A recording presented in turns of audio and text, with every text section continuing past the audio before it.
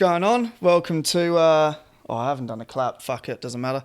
Welcome to episode 17 of the Smokers Lounge. We've got Richo Kidd. What's up? Oh shit. How you doing? Good to see you. Yeah, good man, good. Happy to be here. That's good, happy to have you. Thank you very much. Yeah, it's been a long time. Well, we've been talking about it for pretty much since the inception. Of the show. Yeah, pretty much. It's something the scene's needed, I think, bro. Yeah, fucking oath. Well, you've been around way longer than we've been around. Too long. It's only right. Yeah, I think I can remember running into you at the first gig. Yeah, I was going to say, my first I DJ'd gig. your first launch at the Bassendean Hotel, wasn't it? Yeah, fucking Good oath. times. Fuck it, Bro, man. that I saw it. Rich history. Yeah, bro. 10 years, or probably longer now. I'd say I've been going on 11 Real? years. Since I've been Holy going to shows, well, I've been going to shows since I was 18. Yeah. So 10 years at shows, plus I started pretty much as soon as I got in. What was like your first like gig, actual DJing? Like, what was your DJing? first? That's a good question, bro, because I've done Can't that many now. remember. Yeah. I probably can't remember. I probably got too shit-faced. That's a notorious Richo trait. I can remember my first rap gig, though. Yeah. That was a launch gig at the old Dean. Yeah, which is now the Game Bar. Oh yeah, no shit. That's how long ago we're Holy talking, bro. fuck. I performed at the Dean right before it changed to the Game Bar, which was pretty cool. That was my first actual rap set. Fuck, I couldn't tell you what I was DJing. It's been too long, man. I've DJed for that many people too. Like, it's just. Do you have like a standout like gig that like person you've DJ'd for? Oh, it was pretty cool. I've been lucky enough to DJ for like 90% of the Psych Ward, which is always their shows. Wild, man. I remember we did Obi Trice, and I DJ'd for him at Obi Trice. Yeah. That would have been sick. Metro City, man. 600 people. That's wild, man. Yeah, we opened for Obi Trice. Manhattan Project opened for Obi Trice. That's dope. So I was on stage for most of the night. It was really. Was that the gig that was this year or? It was a year ago. Yeah. A year ago, like last week. Yeah. Man, time is. It's gone too quick, man. Shooting Time, past at it a does go. fucking- Oh, Facebook bro. memories is a killer because I'll Yeah, look and man. I'm like, fuck off, as if that was a year ago. Bro. Yeah. Like, how's Obi Trice only like a year? Yeah, it's fucking. It feels like yesterday, man. Yeah, and it's fucking so- depressing as well, man. You come across some shit, and it's like, fuck, what have I done since then? Yeah, Like, I also see statuses 10 years old, and I'm like, yeah, no, we can delete that now. it's like I got the fucking like the fucking can't wait to see you. Half capitals and shit. Yeah, what the? Oh, bro. Fuck. Yeah, that shit's fucked, man. I'll go through, every now and then if I'm bored, I'll go through them just to see what I was doing on that day. Yeah, fuck off. Remember when And like everyone just like used quoting to say, lyrics and shit. Everyone used to say swag Yeah, for no swag, reason. Be like, oh, I just took the rubbish out, mum. Swag. Hashtag swag. Hang on. Yeah. I was like, there was a point where the word swag lost all its meaning. I came up with the counteractive word for swag. The opposite of swag is sprog. Oh. Yeah, and then I realised what that actually was. Yeah, and that's actually works. I got this swag, you got sprog. Yeah, I mean, I tried to stay as far away from like any kind of, I fell victim to lit. I used like when Lit. that first came out, I was like, "Nah, fuck that shit. I'm not gonna say it." I said that and then out you loud. start saying it, and then you next minute you're saying I it think all you the start time. saying it ironically, Yeah, like yeah. let's get lit, yeah, and yeah. then you're like, no, let's get fucking lit. This is yeah, great. yeah. having said that, I said it 3 Yeah. times maximum out loud, and every time I said it, it was like, what? What? Like This it isn't sounded me. just weird. Yeah, Yeah, but- man, that was pretty lit. Yeah. Who am I? I'm a fucking. I'm 40 meant to be a year old. grown man. Like, what the fuck am I doing saying lit? Yeah. It was lit, but it didn't have enough swag. Yeah, no shit, It's like mildly lit. Yeah. Yeah. Oh fuck. What Nando's need to do, change their Oi. paragraph setting sources to like, how lit do you want your chicken? Like littiest or like just a little lit? Or if Yeah. you want that Very VIP, we've got the swagger through the roof edition. Oh shit, that's fucking funny. Oh, I'll tell you what's not lit. Fucking fat lamb. This tastes like arsehole. I I'm drank pretty that. sure that's the definition of the word lit, isn't it? Fat lamb. I'm pretty sure most people who drink fat lamb use the word lit. It's fucked up. That's what it is. Excessively. That is like vodka cruisers for the new generation. Yeah. Every kid used to drink vodka cruisers. It's a vodka or- cruiser that an adult can Bro, get do you away with remember- drinking, Passion and no one Yeah, backs them I was up. going to say Passion Pop. passion pop. Fucking oath. Don't sleep on Passion Pop. I still drink Passion Pop. Is it on the still occasion. out? Yeah, they've got all different flavours now. Really? Watermelon Passion Pop. Fuck out My of here. missus drinks, Taya drinks probably when we get them 3 bottles of watermelon passion pop, and we'll sit there and share them together. It's great, man. Fuck. It's fruity but it's not like a wine. Yeah. Like, but it's not a champagne either. Yeah. So it's we fucking I was gossips. You were gossips. We were fucking bro. Gossips. We We'd were just go and bad. buy like 4 bottles each on a weeknight and go home And then and a just 4-pack of UDL to polish it off. Yeah. We were bad on gossips, bro. And that shit would just make you feel so ratchet in the morning. Yeah, you'd feel fucked, eh? I became a beer drinker the moment I turned 18 and started going out. So, it took me a while to get around to it. It was the money thing, I think, that That's lured why I me to started beer. drinking beer, Was like 'cause I was like, drinking bourbon and then just going broke. Well, Jackson Cokes nowadays set you back $12 for a pour. Oh, it's fucked, bro. But you get a beer for $8, you know? Yeah. Which one am I going to pick? Yeah. Same amount of standard drinks. Yeah, it's a fucking joke, bro. Yeah, it's crazy. Excuse me. You ever Well, drink? I was a sucker for like ciders because I hated beer, but I used to smash cider. Yeah.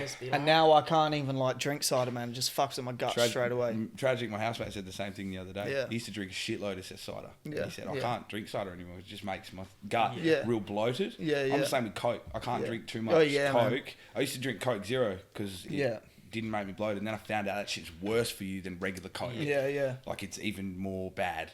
They take all the sugar out of it, but what they put in it to replace it is just poison for your stomach. Filtered arsenic or That's something. one thing I don't understand, right? Cyanide. You got Coke Zero, Coke no sugar, and Diet Coke. It's like, What's the difference? yeah, surely wouldn't they all be the same thing? They're all no Yo, sugar. they brought one out called Coke Life too. Yeah, I Don't remember forget Coke that. Life. Don't know but what was that different didn't about last it. very long when I Coke did it. Life. It just had a green label as far as I could. Should have been Coke Lit. Maybe then they would have sold some. Yeah, they and probably there'd still would have, be mate. Coke lit out there. There's fucking, I don't know, man. Just flavours and shit. It's just pointless. Like peach. Who the fuck's going to drink peach Coke? Like, I tried it. Wasn't a fan. I don't mind vanilla Coke. Oh, vanilla That's Coke. the only one I really Yeah. fuck with is vanilla Coke. Yeah, Vanilla Coke I'm and the cherry- same, man. I don't cherry really Coke, drink Cherry fucking Coke. dope. But I also like Dr. Pepper. People think Yeah. I'm weird, but Dr. Pepper's the shit. Oh, fuck yeah, man. Dr. Get Pepper's that so fucking good. tingle in your nose when you drink Dr. Yeah, Pepper. bro. Yeah, bro. Dr. Pepper's fucking sick. The house I used to live at, the IGA down the road used to sell them. Like, Where have was them that? all the time. That was in South Perth. Yeah. Like Como. Yeah, Como area, yeah. Yeah. Those And they little- had them like they were on special all the time, like cheaper than your normal cans. Yeah, like So it was 99 cents yeah. for a can of Dr. Pepper. So I'd go 50 get like cents. Dr. Pepper. What else did they have? Iron Brew, which is pretty Iron dope. Brew. Cherry Coke is the shit though. Yeah, I used to mix that with my rum. It's good. Yeah, fucking oath. Rum and cherry When I was Coke. in England, Oi. that's I had Go sleep, bro. Rum and Captain cherry Coke. Morgan's and Dr. Pepper, bro. That Yeah, shit's yeah, fucking yeah. gold. Sailor So Jerry's good. for me, but yeah. I So love Sailor good, man. Jerry's. I don't think I've had soda jerry's. Anyway, what are we? Alcoholics, like. Yeah, man. Yeah, probably. Depends. Weren't you talking about the definition of an alcoholic last show? I believe Oh we yeah, agreed. we were. Hey. Yeah, you talk about if you wake up every morning and the first thing you do is go to the fridge and grab No, beer. well, it's like if you have a beer before Smoko or at that's Smoko right. is like Smoko. the cutoff. Unless right. it's the morning after your birthday or a big party night and you've got a free weekend. Yeah. Yeah. The But- old hair of the So I'm dog. saying we've Even definitely them all people drank will- before 10 o'clock before. Yeah. Oh, yeah. But I'm saying, well, like we discussed, if you're doing it before, like on the way to work, Yeah, I think if you before have to be somewhere and you have to be at that place sober and you're not sober, You've probably got a then problem. you've got to drink. Not Yeah. even that. Like if you're at home and you have nothing to do that day, and you pick up a beer at 9 o'clock. Yeah. That's like It's too much for me. you I have definitely nothing couldn't to that. do today, but Yeah. getting drunk at 9 o'clock. Well, drinking at 9 o'clock. Well, is me and absurd. me and the missus went fucking cafe yesterday, and it was next to a bottle mart, and I think we were there. We were probably there at fucking 9 o'clock, 9:30. Some old bloke just drives in, just fucking straight through drive-through, picks up beer. Yeah. You would have Fucking started there and nuts, then mate. too. Yeah. I don't know if that's the life I want to live, or if it's not. Like, if it is or not. Yeah. Somewhat appealing, but I don't know about Yeah. that. Because I feel Maybe like for a year and a half, I could like a year abroad, Yeah, just yeah. a year drunk. yeah. Then Instead of come going on back, holidays. get everything in order. Because I feel like if you're gonna drink that early, you're either at that point where you can just keep drinking and nothing really bothers you, Yeah. or every single alcoholic in the world who isn't working drinks at 9 o'clock in the morning and it gets to about 12 o'clock, 1 o'clock, and they sleep all Yeah. day. Yeah, and every time they piss, it's probably straight blood or something. Yeah. Like, Well, thing man, about that's a bit gross. but alcoholics though well, is if you're drinking that often, they don't get drunk though. gone. Yeah. Because they're just their drunk state Yeah, but is they their normal state. Wouldn't get drunk, yeah. but their insides would still be Oh yeah, they'd melting die. from Yeah, the they'd die. alcohol. Yeah, for sure. A bloke I worked with, he was like open alcoholic. Somehow still had a job. Had the job, yeah. And yeah, he'd like fucking rock up to work. Basically just fucked every night. He'd do like 4 till 2 in the morning. And he'd be fucked every night. And he'd go home, drink like a 6-pack of Bundy rum, pass out at like 4 o'clock, 5 o'clock in the morning. Yeah. Wake up, go to work. Same thing every day. I'd like drive past the TAB going to work. Yeah. And this cunt didn't have a license, never had a license, would ride his bike from fucking, I don't know, Ballajora to Balcatta or some shit. And I'd drive past the TAB and this cunt's bike would be out the front of the fucking pub. Yeah, And then he'd rock up at work. A few people 20 down minutes like later. that in Beachboro, bro. The local pubs, like, I walk across the park from my house. So I Yeah. walk past it every time I go to the shops, man. And there's always one bike out the front tied up. It's been there all fucking day, bro. Yeah, man. And he's going to push that bike home because he's not going to ride Yeah, it. no I shit. can tell you that. You can get fucking done for that Lose now, your eh? license for riding a bike when you're pissed. That's 'Cause fucking it's nuts. controlling a motor vehicle, technically, even though there's no motor in it. Yeah. It's controlling a vehicle. I see, like, it kind of makes sense, especially, it's like sort of in the middle. Bikes, you can be a cyclist and ride on the road. Yeah. And have to, start on yeah, that. yeah. We don't have And enough time. have to follow road, like, to some extent have to follow road rules, Yeah. but you don't need a license to do it. That's correct. But then they get done, If they're pissed. yeah, Even for though they pissy don't have riding, a- even though they don't have a license. So it's Yeah. like, make your fucking mind Yeah, up. exactly right. Oh, That's man, exactly I can't right. stand, yeah, we're not getting into cyclists, but fuck, mate. Lycra wearing. Yeah, bro. Yeah. Dumb as fuck. I'll give it time, bro. There'll be some rapper out there who's using it as a gimmick. Like I'm a cyclist and I'm a rap about cycling. And he's Yeah. performing in Lycra, bro, in the bright yellow with his helmet on. I can see it bro. now, bro. Doing grime or trap. Yeah, no shit, hey. No shit. All about cycling and, you know, my Lycra Fuck me. pants. Yeah, and it'll be like fucking Old Town Road. Yeah, You know, except it's not horses, it's bikes. Bikes. I got my buckets in the rack. Going to the That tab. song's the gay anthem now. Yeah, It's, man. Old Town Road, since he come out. Yeah. All the guys have gone, wow, he That's really fucking- is talking about having sex with a man. Yeah. He's going to ride his horse. Yeah, I've not tried to fucking like. Don't look into it too much. Yeah, I've not looked into it too much, but I've heard that like with his artwork of his The album cover's got a big rainbow Yeah, on it. He's yeah, like, I yeah. thought I made this motherfucker Yeah. obvious. Like, it's like, did you? Like, Yeah. The video footage and like the shit that I saw was all like 3D animation of him like walking through like a city that was like dark, He's done raining. like 3 clips to it now. Oh, He's done has an he? animated one and then a movie clip with Billy Yeah. Ray Cyrus. Oh, And, yeah, like, yeah, it's yeah. It's like 5 or 6 minute clip and it's got like a movie intro and they're Yeah. trying to make it this big thing in like a country town back in the Billy Ray Western. Cyrus looks like he's a bit into Yeah. the horses in the back. Yeah. Shooting Just horse writing about in the back. singing mullet songs is a bit- Yeah. Everyone what's knows his Achy like Break- famous Achy song? Breaky Heart. Yeah. Oh, that's the And one. then I want my mullet back. I don't think My I've heard Camaro and my A-Track. Don't know why. I know when you DJ weddings, man, you hear a lot of that. shit. Oi, fuck. Is that fun? Or Yeah, is it I have a it ball, is man. fun? Honest to God, I get paid to have fun. Like, it's great. Mm. I've never gone to a wedding and had a bad time. There's been Yeah. times where I'll be like, I'd much rather be at home. Only with dinner, because it's boring, man. Yeah, Like, yeah, you got to nothing play to the do. real, not slow, soppy shit, but the shit that people are like, oh, I remember that song back in the day. Yeah. TLC, Scrubs, all that sort of stuff. You save that, you know, for dinner and the slow shit. And then when the people start dancing, though, I hit it pretty hard. Yeah, fuck yeah. Good. Don't drink on the job, though. I have to do it sober, which is Yeah. definitely an interesting perspective from As wedding. in, like, because they're paying you, you have to do it to be professional, or you choose to do it sober? Both. It's a choice of mine. I have had many people say to me, "Well, get your drink from the bar." Like, Yeah, you yeah. know, "Oh, I'll buy a drink if you play one more song." Yeah. That's my It's so favourite. easy for Played one 3 drink, songs over. especially if they're Yeah. free. It's so easy. Yeah, oh, for yeah. one to To turn turn into- into, and- and then next thing you know, you're having a fucking vodka and coke Yeah. at fucking 9 o'clock This is in the why morning I'm starting. before smoke. This is why I'm starting to say no to friends' weddings, because they're friends. So I'm like, okay, there's a little bit of liberty there. You know, I can get a little loose, but free piss, bro. There's no such thing as a little loose. And the other thing as well is if it's friends and you're not DJing, you can go and get loose. Exactly with your friends. Right, man. Exactly right. Which I had that recently. A few years ago, my friends got married and they're like, we wanted to ask you to DJ. I was like, no, I don't want to DJ because if I'm DJing, I'm working and I'm not enjoying the wedding as I should be. We don't have enough weddings, though. Not as like a community. I mean, like us, like in our friend group. I don't remember the last wedding. I think the last wedding I went to was like family. Oh, I couldn't tell you the last wedding I went to as a guest. Yeah. Probably two or 3 years ago. I've been to 2 weddings. But I've probably DJed. Is that saying a lot about us? Like, are we just... No, to be honest, man, I've only seen so many because I work them. Yeah. Like, and seeing them from the different perspective of not being a guest or being a bride or a groom, but just someone who works it, it's a whole nother ball game, man. Like, there's so much that goes on behind the scenes that people have no idea when it comes to weddings. It's really just a big party for everyone else. Fuck the bride and groom, man. There's so much that goes on. It is. I MC a lot of weddings too, so they leave me in charge of like running the night, which is again another reason why I choose to stay sober. Because if you're MCing a wedding, you know, so the bride and groom's gonna do the dancing, and then we're gonna do the dancing. Like, you don't want to do that at a wedding.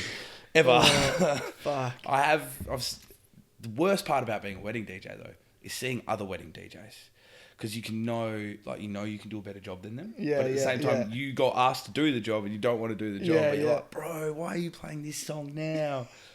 Or ones that aren't into it. Like, when I do it, I'm really into it when it comes to the mixing and the dancing part. Like, I'm dancing with them, but behind the decks, bro, you know? Like, I'm having just as much fun if I was on stage at a gig, man. Which I think adds to the atmosphere rather than just having a DJ standing there. Like, 100%, man. If you look like you're into it, people, it's like anything. It gets people up, man. It's an instrument. People, you see some cunt jamming on a guitar, people are going to feed off your Exactly energy. Right, man. The first one to dance is the one that gets everybody up. Simple as that, man. And so if no one's dancing, I generally start dancing first. Fuck yeah. Start popping and locking behind the decks. Yeah, bro. Straight out. I do. I do. It's good too. I will say massive shout out to 92.9 for R&B Fridays. It's made my job so easy. Because that's all people want to hear nowadays. Because it's the popular thing, man. Like, that nostalgic feel of 90s R&B and hip-hop, it just reigns through, man. All generations love it. Because 90s shit sampled fucking 60s shit. So the oldies know the sample and they're having fun. All the kids are loving it because they've heard it again on the radio. It's been popular again by fucking 92.9. Yeah, no shit. I mean, there's only so much 92.9. Yeah. I was going to say, being at work and listening to 96 FM and it's like no repeat work day, but it's like, well, we're going to repeat the same fucking songs every work day anyway. Straight out. I used to listen to 96 and like, you could almost pick a time, like 12:30. Oh, Beatles are coming on. Straight out. Okay, it's 2 o'clock, Stones. Going to be the Rolling Stones. Straight out. Like with 92.9, about 1:30 every Nicki day, Minaj. Ghetto Superstar comes on. That's guaranteed. That song will never die.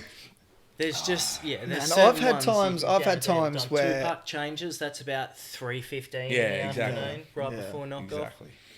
Yeah, I've had times where like I've thought of what song's going to come next and it's came on and I've been straight out. It's fucking weird. Straight or out. Because you can hear R&B Fridays on, you have just a random song in your head and you're going, why is that in my head? And you walk out.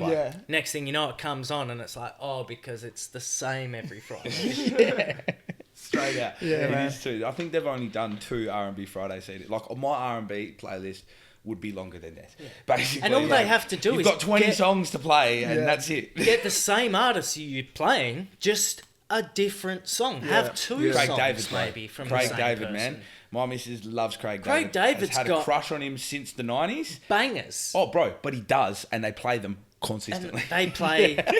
But they play 2 of them. 7 Days. Gotta love Guaranteed. 7 Days. Yeah. 7 Days, and is it Fill Me In? Fill Me In. That's one of my favourites, actually. Yeah. That's the one, bro. He still looks the same, too. That's what fucks me up. Like, he looks identical to how he did in the 90s. Some people just don't not fucking... buffer. Yeah, some people just don't age, hey? No. Speaking of Adrian, Vampires. have you seen the fucking apps? The boys put one up today. Oh, yeah, I saw that. That was hilarious. And I was like, man. could you have picked a more flattering photo of me? I'm here with my mouth open. I look like a meth zombie. Thank you for that. They're talking about it on the news, and now I look like one. Yeah. Wait, that's another thing I wanted to talk about as well. Oh, look, nice segue there. Yeah, it's fucking better than. Have you seen it? No, I was going to say, just real quick on a conspiracy tip. Did you see with the whole old people scanner thing, and they reckon that the app was like made by a Russian company, and they're going on about them using it to steal people's data. They did this with face Snapchat app that everyone's been doing. They did this. They said the same thing about Snapchat when like it's all facial recognition because they're basically building a database of everyone's face, so that if they see you on a camera, they can zoom in. Sure, they already have that. 5 years, bro. We're going to be wearing glasses that'll look at your face. It'll tell me your name, your date of birth, your address, how many charges you've had. Like, you know what I mean? Over 9,000, fucking obviously. Yeah. It's fucking Vegeta, what's his charges And if level? we get the armor too with the shoulder pads, boy, Dragon Ball Z was the shit, man. Yeah, that's my shit. Dragon Ball Z was the shit.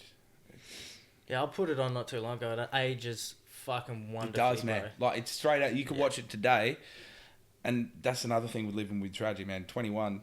I'm a Pokemon kid. He's a Yu-Gi-Oh kid. Oh. So. Yeah, it's a different breed. We were all. I feel like there is. I'm in the middle. You're in the cards. I played Yu-Gi-Oh too. Don't get me wrong. Yeah. Pokemon was my shit, bro. Yeah. I had all the cards. I think all the specials, I watched more and like collected more Pokemon. Yeah, way definitely. more, and like played all the games and shit. Yeah.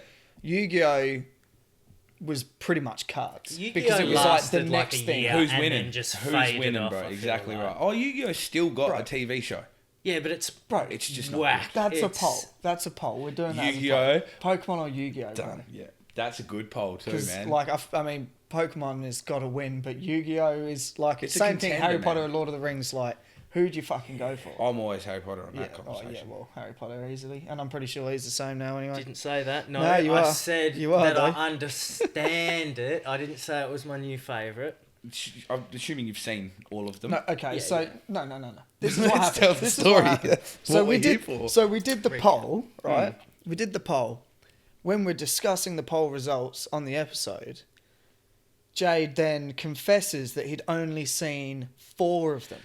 No, see, So then this you Just don't to point- understand. clarify, Yeah, exactly. I only had to So- watch 3 Lord of the Rings movies. Guaranteed they're all 7 Yeah, hours yeah. long. But But at this I only had point, to watch 3 of them. the 4 that you've seen are classics, but they're not the reason best. why. Harry and Potter's the other Yeah. 4 that I watched were Very good movies. much better than the original. yeah. Yeah, of exactly. course, And I man. definitely, They got I can dark, understand Yeah, man, they do the get hype dark. behind it. It's like Game of Thrones where there's that much of it that you start at the story and there's so much of it happening Yeah. over time. But Lord of the Rings, though, like, I have I'm a very interesting. they're both good. It's Yeah. split down the middle. I can't. Don't have yeah. to pick a side. You can be on both sides. I of still the fence. Golem still gives me nightmares. But someone put Lord of the Rings on when I was on acid, so that was probably not a good idea. Yeah, no, that's That definitely was not a good idea. I was staring at the screen having a conversation with Golden. Like, Yeah, going. It's my precious. yeah, I want to go home now. This is too real. I think I tried to walk from Perth to Alexander Heights that from night Perth too. to Mordor. Yeah, it felt like fucking Mordor, man. I've got to go because Samwise isn't getting his cunt home. He doesn't know what the fuck he's doing. Oh man, He didn't know what he was Potatoes. doing. He got shit done. fuck, bro. Yeah, you could just go on and on and on. Oh, with that speaking of shit. movies, Oh, here we go. um, I like did you the- see the that? shape. Oh, yeah, I just thought of this. I wasn't just gonna let then. you get away with it, bro. Just thought this just came to my head. head. So basically, 007. The women. No, they've made the new Oh, 007 is an no. African American female. She's yeah. Okay, so I don't care. I wanted to hear everyone else's Look, thoughts. I don't care either, but I'm starting to get to the point where I think Hollywood has overcorrected. Yeah, They've yeah, overcorrected yeah. and gone, oh shit, they think we're sexist. So everyone, the lead characters are all now female. Yeah. Captain Marvel, female. You know, 007, female. Everyone's going to become female. And now there's the race conversation. So they're like, okay, well now she's going to be a black female. Yeah, yeah. Or, you know, yeah. look at the Ariel shit. Yeah. The mermaid shit. Yeah, we talked about this again. Like, I don't fucking care about any. I feel like there's enough movies made by fucking white people, I suppose, that if they want to put a, you know, I get why it's happening. That's the argument that. Okay, so this. My whole thing with so just real quick. Go on. If you were to have an issue with them making it a girl and or African American, have you seen every James Bond movie?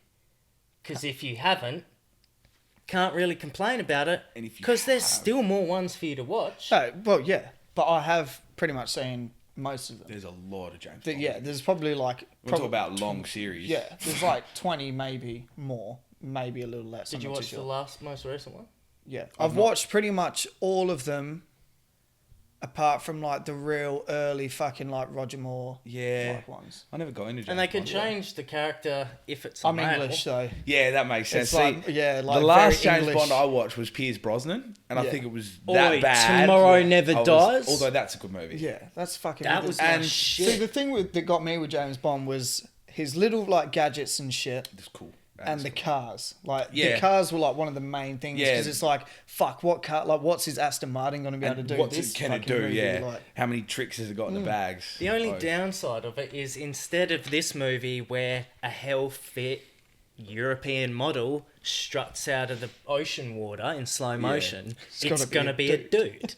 That's the only thing that's going to be different about it. And you know that scene's going to be in the movie, because it's in all 45 of them. Okay, so, right. He's right. The African American thing doesn't bother me. Like I said to you last week, there's like speculation it was going to be Idris Elba. Yeah. Great actor. Would have been cool. And like I said, James Bond has changed that many actors over the time. It's not necessarily the same person. It's the agent 007. So it could be fucking anyone. There's conspiracy behind it, isn't it? That it's James Bond is not the person. James Bond is the code name for the person whoever's wearing it at the time. But now, it's like they've made it a woman, which is like, yeah, I guess you still can go into the same thing of like, you know, it's not one person, blah, blah, blah. But I just don't. Now it's changed the whole dynamic. There's no. I've never met a woman named Bond. James either. Just saying. I've never met a woman named James. That's the thing. Jamie, like, yes. James, no. What are they going to do with the name? They're going to change the name, and for the first time in like 60 years, it's now going to be a Bond man, Janine and Bond, not a Bond woman. Like. That's the whole thing. Like, who's the Bond fucking woman? Yeah, but I feel like that's the movie. All these like models and shit. Like, don't do it.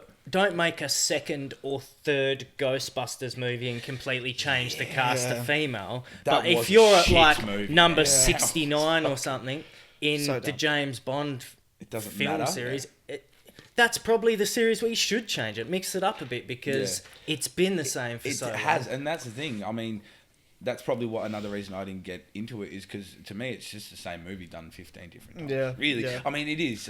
It's a cash cow that they've milked, and I think they're using new ways to milk it, and publicity stunts too, man. A lot of this I think comes down to they're going, okay, we're going to do this, and people are going to get outraged, and they're going to come and see the movie because they don't want to see the fucking movie. It's like buying a ticket to go and boo someone. What the fuck would you do that for? No but shit. It works, man. It's a marketing strategy that will work subtly and slightly. Fucking oath, man. I mean, like rappers in I might go see it, depending on, like, they haven't announced who the actress is though, hey?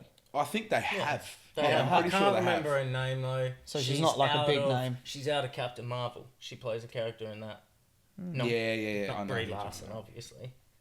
But I actually didn't mind Captain Marvel. That was a pretty decent movie. That's the one I haven't seen. Check it out. It's pretty decent. It's very 90s, like, she's a 90s rock grunge chick. Like, all the soundtrack is like 90s, like No Doubt. Sort of that Offspring sort of sound, which I loved, because that's fucking me. I grew up in that shit. So. Fucking oath. You loved it so much you just started throwing your phone around the room. This is fucking sick. Yeah, boy. Get too excited.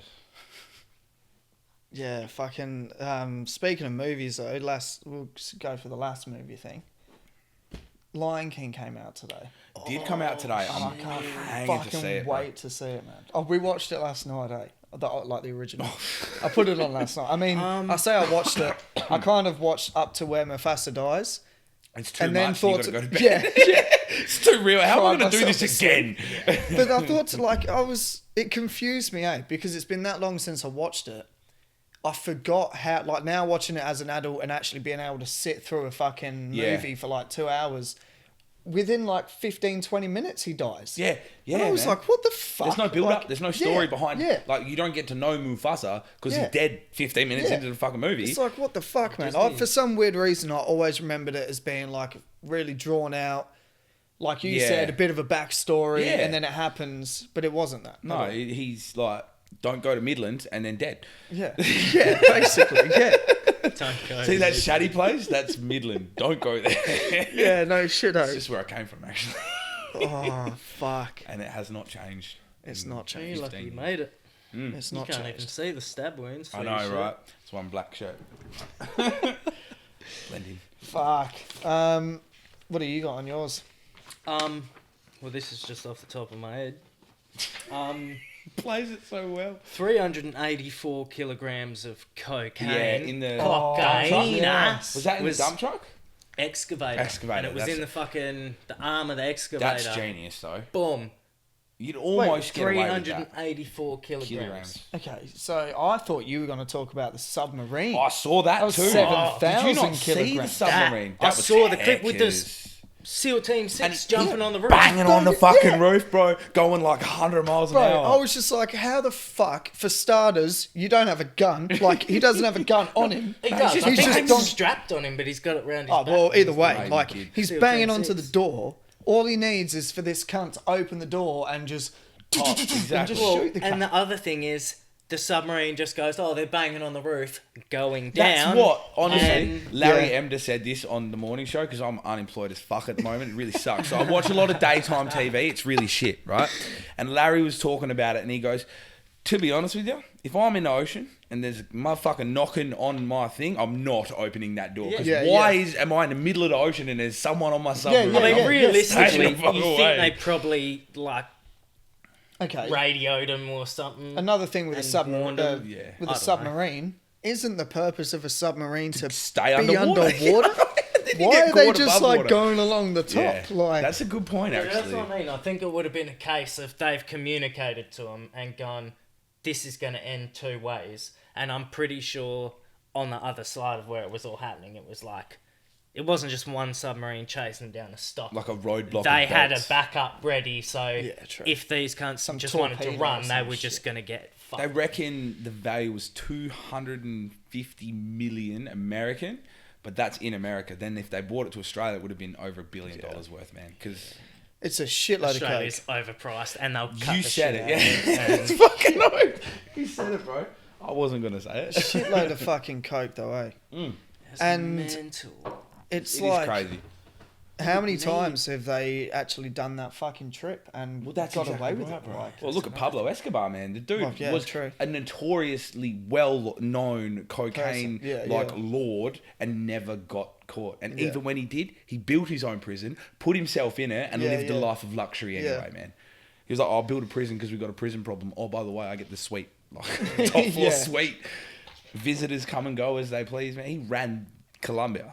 Fucking oath. Yeah, it's fucking mental, eh? Yeah, there's good docos on Netflix. He was probably a dog cunt, I'm assuming, because he did some evil shit. But at the same time, you can understand why. I'm gonna assume you've both seen Narcos. Yeah, of course. Because I've still not fucking watched it. I've seen I'll watch it again. I haven't seen documentary ever made. I love Pablo Escobar stories, man. It's crazy good. Plus the opening scene of Narcos, you watch it and go...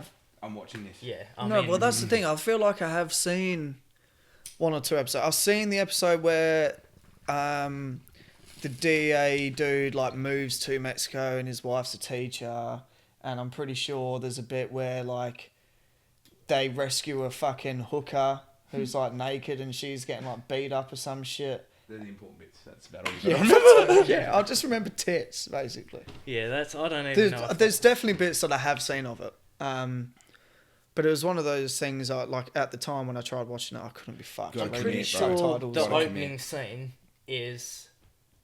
you might have seen that where he's driving the truck and it is. Border Patrol, someone walks up to him, army dudes, and it's like, oh, can you hop out? And he opens the back and they're like, what's this? And he's like, how is your little daughter such and such? And it's like, what can I kill your family tomorrow. Yeah, and I have seen the episode where he runs for president as well. Like, it's the big fucking showcase and he like gets up on stage for the first time. They treated a lot of them treated him like a god, man. Like a lot of them were thankful because he actually brought a lot of the economy up with it. Yeah. It just happened to be illegal as fuck. Yeah.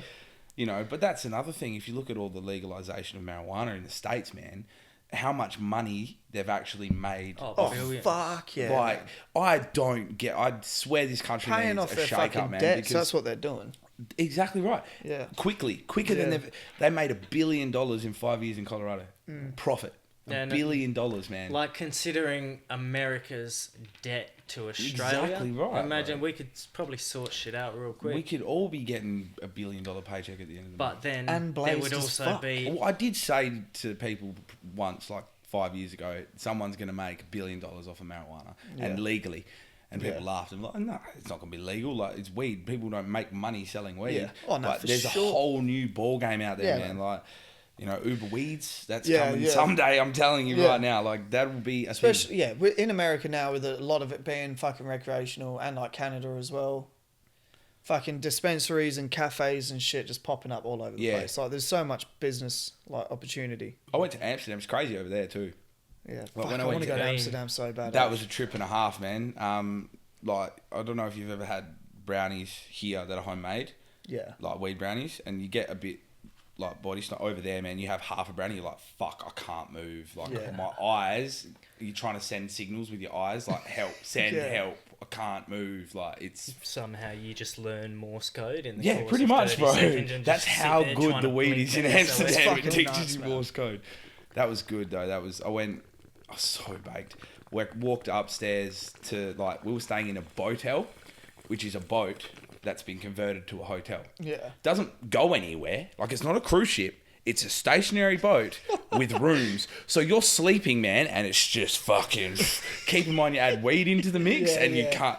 So I go upstairs where the bar is and they've got all the food and I'm like, I just want one of everything. Like, there's like 8 people. We just going to share a platter. Walk over jukebox, Bob Marley comes on, sorted that out. And then a bloke comes up to me, he's like... So I've got a massive AK-47 joint in my pocket. Do you want to go outside? I was like, yeah. Dragged him outside, smoked. I just don't remember much after that, bro. Like, that was it. It sucked though. We only had, I think, 2 days in Amsterdam, like 1.5 days, because I was on a Kentucky tour. Yeah. Shit. Not enough time, man. Yeah. You need like 3 days in Amsterdam because there's so much there, like red light districts. Yeah, I was gonna say. And then you've got like the canal, which plus other like. I want to go to Europe and go to a club, bro. I imagine there'd be some wild shit. You walk in, everyone's just wearing fucking leather. I went There's like more than 4 people who have gimp masks on. Yeah. And that's allowed. I went to a sex show in Amsterdam, which is literally, as it sounds, a show of 2 people having sex on stage. Okay. Like, that's all it is. Bet money right now that for some reason there was a cat of 9 tails involved. Yeah, like it's not like before they. I watched Road or Euro Trip once, and I think I know everything. And I do. It's all just BDSM. This is a really good story. Before they come out and do what they do, they have like strippers come out first, and it's like a burlesque thing, and then they call up for volunteers, right? And I was on a Kentucky tour at the time with my missus at the time, and I was one of the only dudes who had a missus. Yeah. And so when they were like, we need volunteers, everyone looked at me because my missus was trying to push me on fucking stage. Yeah. So get up there. And this chick with probably the biggest ass I've ever seen starts like dancing. There's like 5 of us on stage. Then she just like gets on her knees, puts her feet over my shoulders and just bang, bang, bang 3 times, bro. Had my glasses on I come off stage and the tour guide looks at me and goes, don't worry, last time she broke a cunt's nose. No lie. She broke a guy's nose. He come off with pissing out with blood, had to go to hospital and everything. Ruined his holiday. Fuck yeah, that, man. And then After that, I'm a bit fucking dizzy and concussed from being smacked in the head 15 times, bro. That booty fucking belligerent booty. Yeah. But when someone says you're going to watch a belligerent booty, that's a new one. When someone says to you, you're going to watch a sex show, you think to yourself, okay, this is going to be weird, obviously, because you're in a room full awkward as fuck. Literally, there was like 30 or 40 people in the room, man. And you think, okay, but it's going to be like, it's supposed to be hot, right? No, this 65-year-old granny who is old as fuck and this 19-year-old dude, like about 7 minutes, and he just stops, right? Gets up, doesn't finish. She gets up, they bow and walk off the fucking stage. What the fuck is that? Like, yeah, that's what the fuck. It was weird, man. It was like 7 minutes, like 4 positions, and then bow and leave. I was like, that's so weird. Was it in a building or was it like it was around in like the a side nightclub, of a bro? Warehouse? Where the fuck did it was you go? like a venue the size of Bar 459. Honest to God, it was that big, right? It was probably that big. That's pretty intimate as well. Like you're too and close. You're on the in front of the stage, man, and it's like really. Dude. And they're silent. There's no noise, man. Legit, in the really nosebleed section. Yeah. Just getting your fucking all you can hear nose is them broke. breathing. They don't say anything. They don't make it like no. Like it's not like when you watch porn and they're fucking over. They're literally just it. You can tell it's awkward for them too, but they're getting paid. Why is that a thing? Yeah, no, but why is it a thing? Like, I think because Amsterdam's notorious for like being just a party place with sex and drugs and rock and roll. I mean, you walk down the red light district and it is literally like the movie. There's girls in a box. That is a clear glass box, and they're just fucking down. You walk past the open door. Come in. Help me, Obi-Wan Kenobi. We need your help. Straight out, man. They've all got buttons in their rooms too. This is why Amsterdam's actually one of the safest places in Europe to be, especially the red light district. All of the girls have panic buttons. Yeah. They push a button, within 2 seconds, there's about 20 police officers in that area. Holy fuck. Because people have tried like ripping them off and shit. Or getting violent and shit like that. And they'll just push a button, guy will come in, just beat the fuck out of him, leave him on the floor. Bro, that sounds like that's like I should be living there. Right? Yeah, bro. Yeah, but is it that you nice smoking weed? You see, it looks from what I've heard. There. Oh, it's gorgeous. Yeah, from what I've heard, it's like a hell nice place. It's a beautiful, like just a lot of history and everything. Canal straight through the middle. Like our last night in Amsterdam, we went on this like it no was one a drives, boat cruise. it's all bikes. Yeah, it's all bikes over there. There's no cars. Like it's literally just pedals and just boats like in the canal. We spent the last night in like this glass canal. It just took us on a tour of like Amsterdam. We could see the whole city. It was great. Lights on at night. You got fucking, is it Heineken there as well? Heineken Tower or whatever the fuck it is. I didn't get a chance to do that. Go to Heineken Tower, but you can go pour Heinekens and shit like that. Yeah, which is killer. That's fucking nice. Europe's a good spot, definitely. Yeah, man. I want to go. Yeah. I want to go around Europe properly. Surely I don't know. You've been home since you've been here. Yeah, no, I have. But in terms of like other European countries, like when I went back to the UK, like I don't know, like 4 or 5 years ago, 2015. I went back for 6 months with the idea of like trying to travel, but I didn't really save enough money. Yeah. So I got there and I was like, all right, worked out where I could go, how long I could spend in each place. It's actually not that bad, but I think because I was already in England, it saved a lot because like I didn't have to fucking pay for visas and all that sort of shit. Of course, man. It trips me out too when people in Europe don't go outside of their hometown. You can literally get a train. Like we go to fucking Armadale. Woo! You can get a train to Paris, man. Like we go to Armadale, that's it. You got Armadale, you got Fremantle, you got Midland, and then that's it. Like, there's nothing else. It's fucking nuts. Armadale's not necessarily somewhere you go if you have a choice as well. Like, I'm just going to drive past Armadale. I won't lie, I don't think I've been to Armadale for anything other than having a reason to be in Armadale. I've been to Armadale once, and it was to pick up a fucking Tech 9 ticket.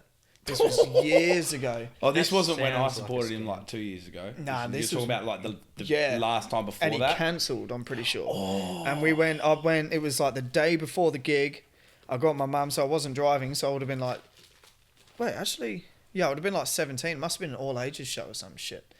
But fucking got my mum to drive me all the way from Bullsbrook to Armadale. That's right. You used to live in Bullsbrook, didn't you?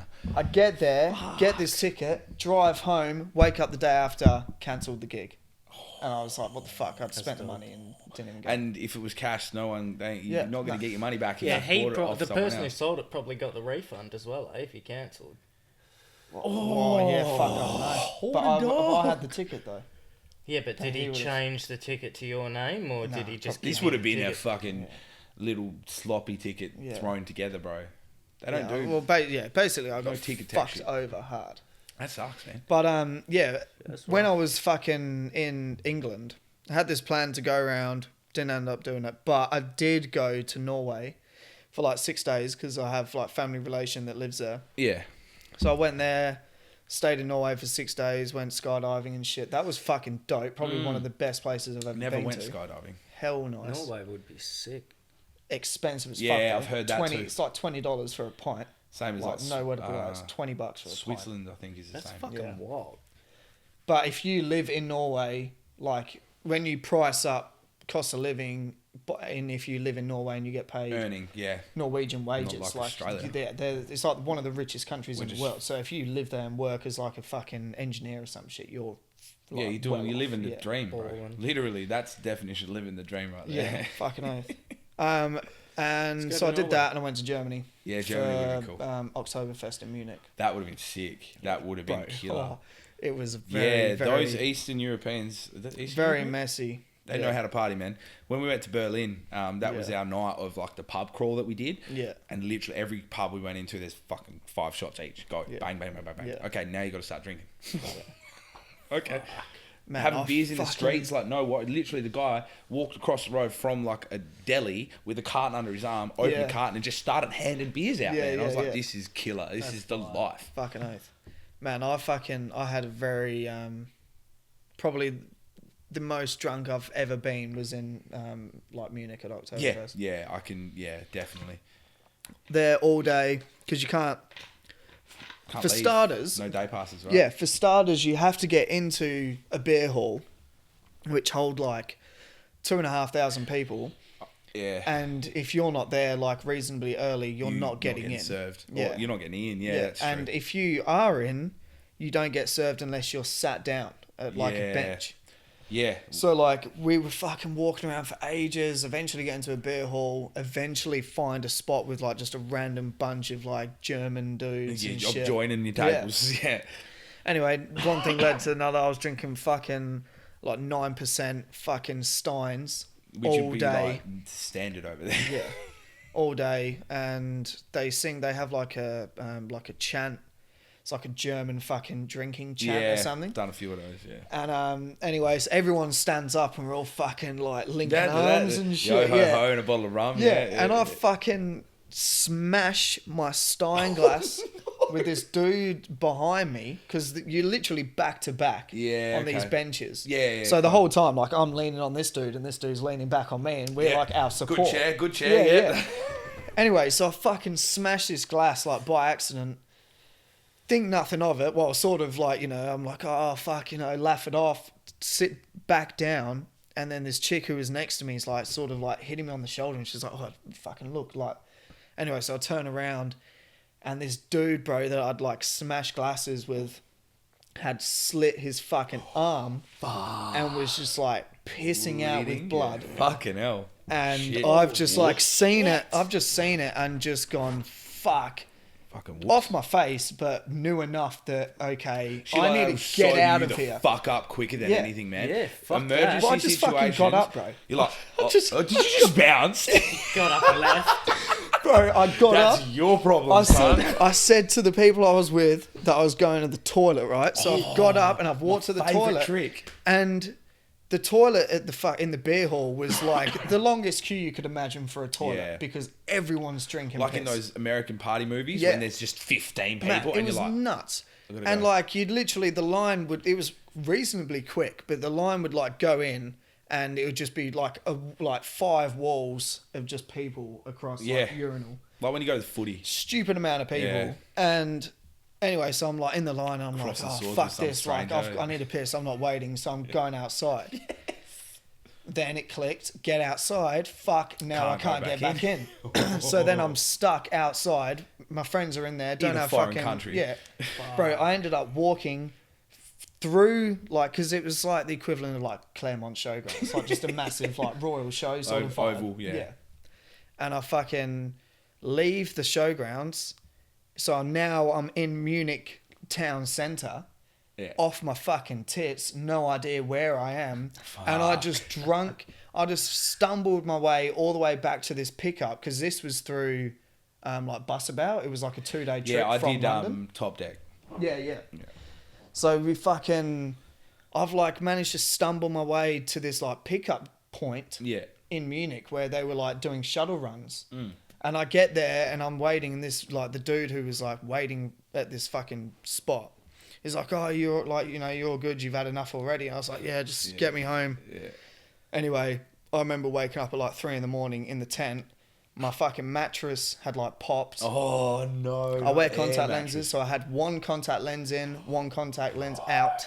That's the worst, man. Yeah, that's it was. The worst. Oh man, even happen? It was a mess. It was a fucking mess. And it turned out like when I actually left the showgrounds and like got home, it was only like 6 or 7 o'clock in the afternoon. Like because we got there like 9 or 10 o'clock in the morning. Yeah, because you want to get in early. I'd been there for that long and drank that much that I was like fucked by like 6 o'clock in the afternoon. Yeah, as you would be. Yeah.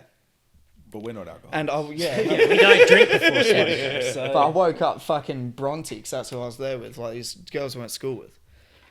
Fucking woke up to her like the morning after at like 8 o'clock in the morning, and she's just screaming at me because I didn't tell them that I was leaving.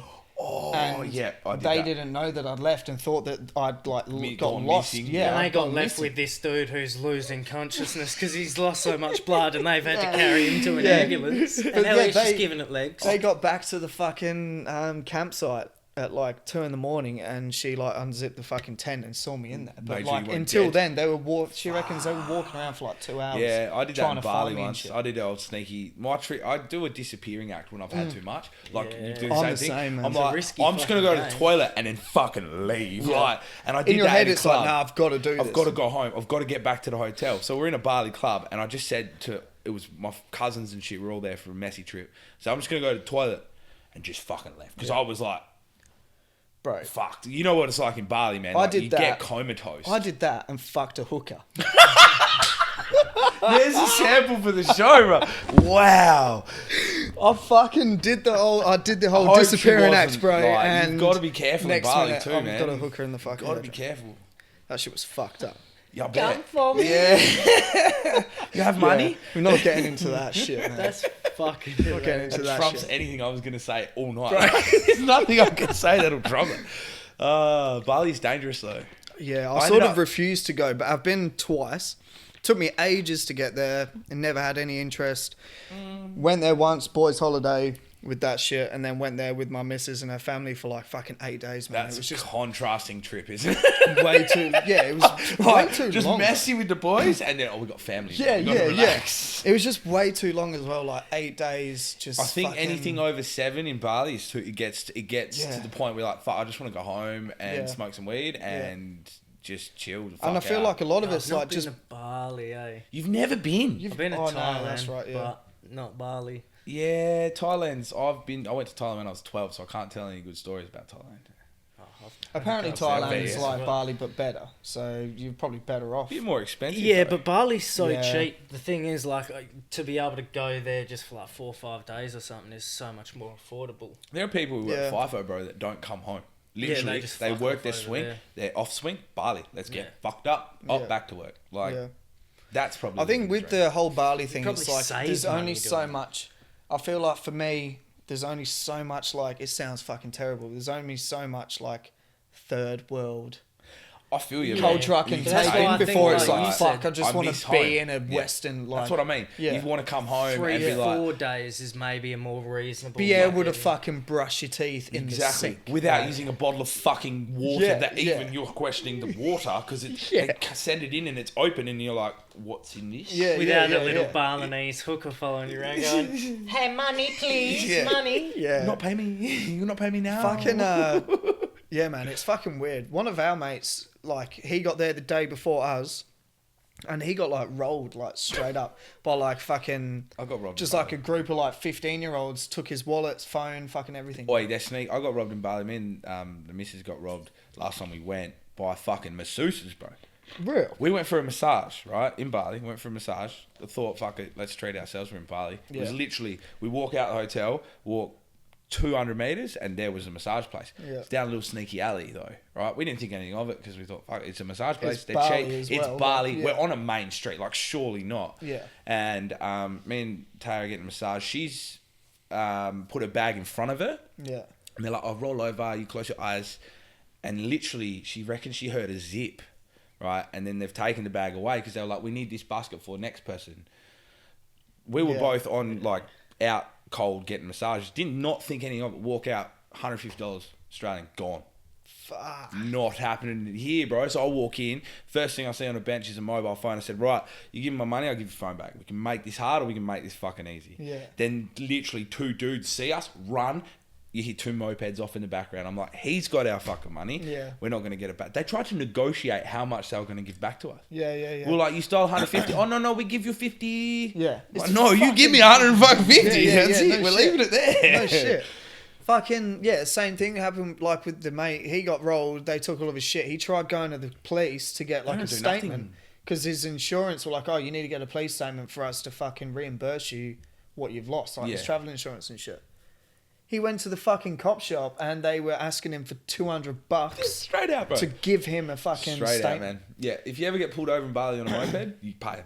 Yeah, pay him. Fucking you pay him because they will leave you alone the rest of your trip. Yeah, but if you don't pay him, they will hassle you every day and they will put you in a Bali jail for driving without a license. Yeah, it's fucking bullshit. Fuck that. That's the one thing that I don't. That's the one thing that I prison. don't like about.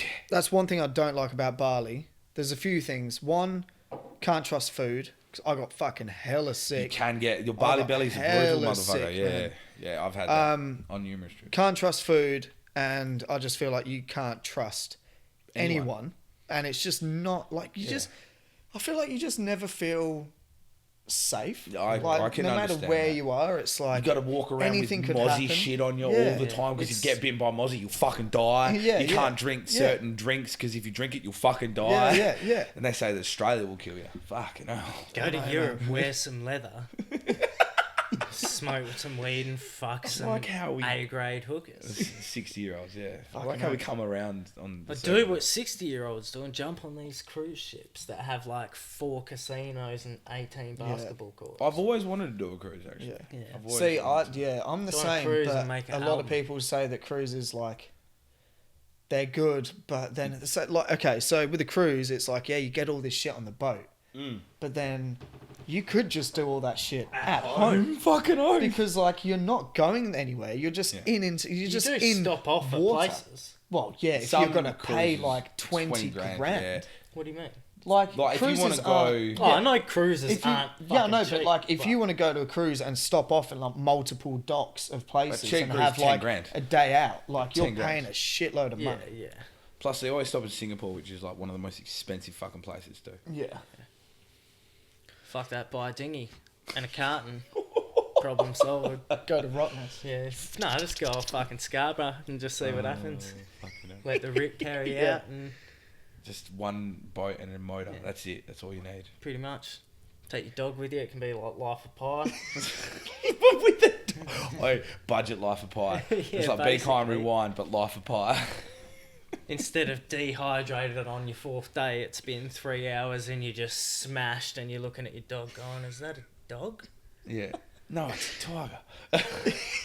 Yeah. Is that am I in a movie? What is my name? Is this real? It's like the Truman Show. It is. And then you just on the water and you hit a wall. That's right. Space. It's not real. Pretty much. Should we quickly run through these 2 topics and then we'll talk music and we'll go through everything? Yeah, sounds good. It's been an hour already. So, just real quick. So, Kendrick Lamar's Good Kid, Mad City is now sharing Eminem's Billboard record. It's been in the top 200 for 350 weeks. Solid effort. That is. And that's crazy. Like I considered. I mean, everyone considered Good Kid, Mad City classic the moment it came out. Best album. Best album for sure. 100%. And My Eminem's show. Was that 7 Eminem's years? show is probably Eminem's. My favourite Eminem album too. So it's like now it's like Kendrick's proven himself to be one of the best. Like I've said it for a long time that he will be the best rapper to live. Yeah. Like he's not had a flop. He's not flopped. He's not had a bad selling album. He's not had a bad album. No, I agree with that. He's never done it. He's changed up his style and all that sort of shit. But like, shit, so. and he's still got so long to he go. gets a lot of hate for the features though. Yeah, people are like, oh, selling I think his out, feature but verses are probably his one downfall. He does that as a promotional thing. Yeah. Like, the boy can rap, let's be honest. And when he does the feature shit, it's corny and it's commercial as fuck. But he only does that to pay the bills. I mean, shit, if you were getting paid to do $20,000 just to write a fucking simple ass bridge, would you do it? Fuck oath. Fucking oath I would. No questions asked. There you go. Yeah, it's like that whole sellout thing is a bit sort of like, if you're doing something, but it's still like relative to what your style is, to make money, good on you. If you completely change what you're doing to make money, then it's like... That's why Lil Wayne does the best feature verses of all time. Yeah. Because Lil Wayne's Lil Wayne 110%. Yeah, do you know what's so... It's funny you say that as well, because I was listening to Big Crit's new album, which came out it's got released on Spotify yesterday, I think it was. And I've been listening to that all day today at work, and Lil Wayne's got a verse on there. Yeah. And yeah, same thing. Like listening to it, it's like, I'm not a massive Lil Wayne fan. But when he drops feature verse, man, it's fucking fire every time. And it is probably one of my favourite, like more so, favourite verses of his as of recent. Yeah. But yeah, I don't know. Kendrick, king. Eminem is the king. Yeah, it's GOAT. Like, you can't... People have the GOAT conversation too often. And they're like, oh, you can't call Eminem the GOAT. I'm like, yeah, you can. Yeah. He's the GOAT. Like, how can you say you can't call him the GOAT? Yes, there's people that came before him and there will be people that come after him, but no one has changed the game as massively or had as big an impact as him on the game worldwide. Yeah. Worldwide. Oh, yeah, for sure. Every single rapper after like that has come has somehow in some way been influenced by him, whether they admit it or not. Yeah, you know what I mean? You look at like MGK, NF, they sound the fucking, hops, and same flow, same shit. You know, everyone's doing it, man. Is it fair to say if Eminem didn't blow up the way he did and have that much of an influence on people, where would Australian rap be? 100%. There would be Australian rap, but it wouldn't Very be different. Yeah, it would be from. And again, this isn't in any type of way, but if he hadn't opened the doors for white people rappers, to do rap, then probably wouldn't be like there would be no Aussie barbecue rap. Yeah, but I hate whatever the fuck that term means. I hate those two terms, and like the worst. They're like poison in the ear. Even Aussie hip hop and barbecue rap. I hate those terms. Yeah. Wait, what's skip hop? Skip, like Skippy the Kangaroo. Oh yeah, okay, yeah. Even that's Aussie what JB Hi-Fi labels like, their Australian hip hop section. Off. Skip hop. Oh yeah, it's the worst, man. It used to be. Now it's Oz hip hop. Yeah, because that's the universal term nowadays. But I mean, it would just be hip hop if you didn't have to define, because obviously UK and America. Australian hip hop is a necessity of a term. We do hip hop in Australia. It's no different to what they're doing in the States. We just do it in our natural. But it's the same way if you're telling someone about the 4 hours, you go, oh, they're the UK hip hop fucking band or whatever. It's just. I think it's more so used you would in say, that sense. Yeah, but I feel like that's more of like you just saying they're a UK hip hop band. Rather Same than as you would say they're an Australian. Yeah, but when you ask what the genre is, it's like, well, UK hip hop. Yeah. Yeah, that's the easiest way to because they all share the same. It's just the difference in accents. Yeah, because I found we spoke about this like fucking in the earlier episodes about when you had the top 5 discussion. I think so, yeah, and we're on about this like sort of with like your new school like trap kind of shit. Grime is what I'm finding at the moment, and I think grime is a UK, like that's where it started. It's because UK's got the rave drum and bass scene. Yeah. It's almost a combination of the fucking two, right? Sure. Yeah. That's now coming down into the Australian scene, and I'm hearing almost a UK accent from certain MCs, and I'm like, hang on, you never used to do that. Don't even get me. But at the same I'm not going to say any names because I'm not the type to do it. But you know what I'm saying, right? There are MCs now, and you're like, hang on a second.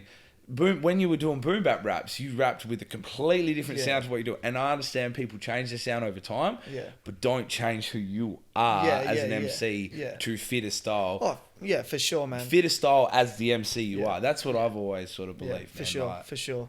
That's the dopest thing about Aussie hip hop is, you know, there's so many different people from different walks of life. 100%. It's just as versatile as every other, you know, branch or whatever exactly you want to call right, it, man. of hip hop. I mean, your hand is so close to me. Oh, that's all right, man. Just Nah, that's. I found myself kind of coming across very Haty. Is that a word? Hater. Yeah, like I came across like a hater when we were talking about fucking. If you're Aussie and you're like Aussie hip hop, don't put on an accent and like, you know, all that sort of shit and like. Yeah. But I don't know. The more I sort of look at it, like I feel like putting it all into Aussie hip hop really now, when you are looking at all the fucking different genres and shit, is we should just call it hip hop. We should just be like we are just making hip hop music in Australia. That's what I mean. That's the difference. We're not making Oz hip hop because. There was a point back in... I mean, I've been listening to this shit since I was 10 years old, man. There was a point where barbecue rap was the sound. Yeah, it was real laid-back, lazy bars. Larrikin. Yeah, larrikin hip-hop, you know. I mean, shit, Hunter's one of my biggest influences, Yokai, Drugs and Crime, man. That shit is literally about being a larrikin dude. And, you know, it's just 4-bar punch. Like, it's repetitive, but I love it because it's what I grew up on. Yeah. That's gone. Yeah. There's nobody... There are MCs that sound similar to every other MC, but everyone's bringing a different style now, which I think is so good for the scene as well, because it's creating almost okay, so he's making this sound. I need to find a sound for me that's going to not out-sound him, but that's also going to appeal to his fans. Creating originality. Exactly right. Yeah. I feel like you've got, like you said, with the barbecue rap and shit, that's like died out, but now it's like if you're not hella aggressive and rapping about like killing motherfuckers, killing people and like being like down and like depressed, when I'm basically saying like you've got like your Psych Ward and your people like Cogs and like obviously like your Psych Ward boys and shit, where it's all just like real raw fucking bars, which is some of my favourite shit. Yeah. But then I'll also go to the other side where I'll listen to, let's say, Downside, which is real boom bap fucking party rap. Like literally, that's the type of shit I'll put on a barbecue.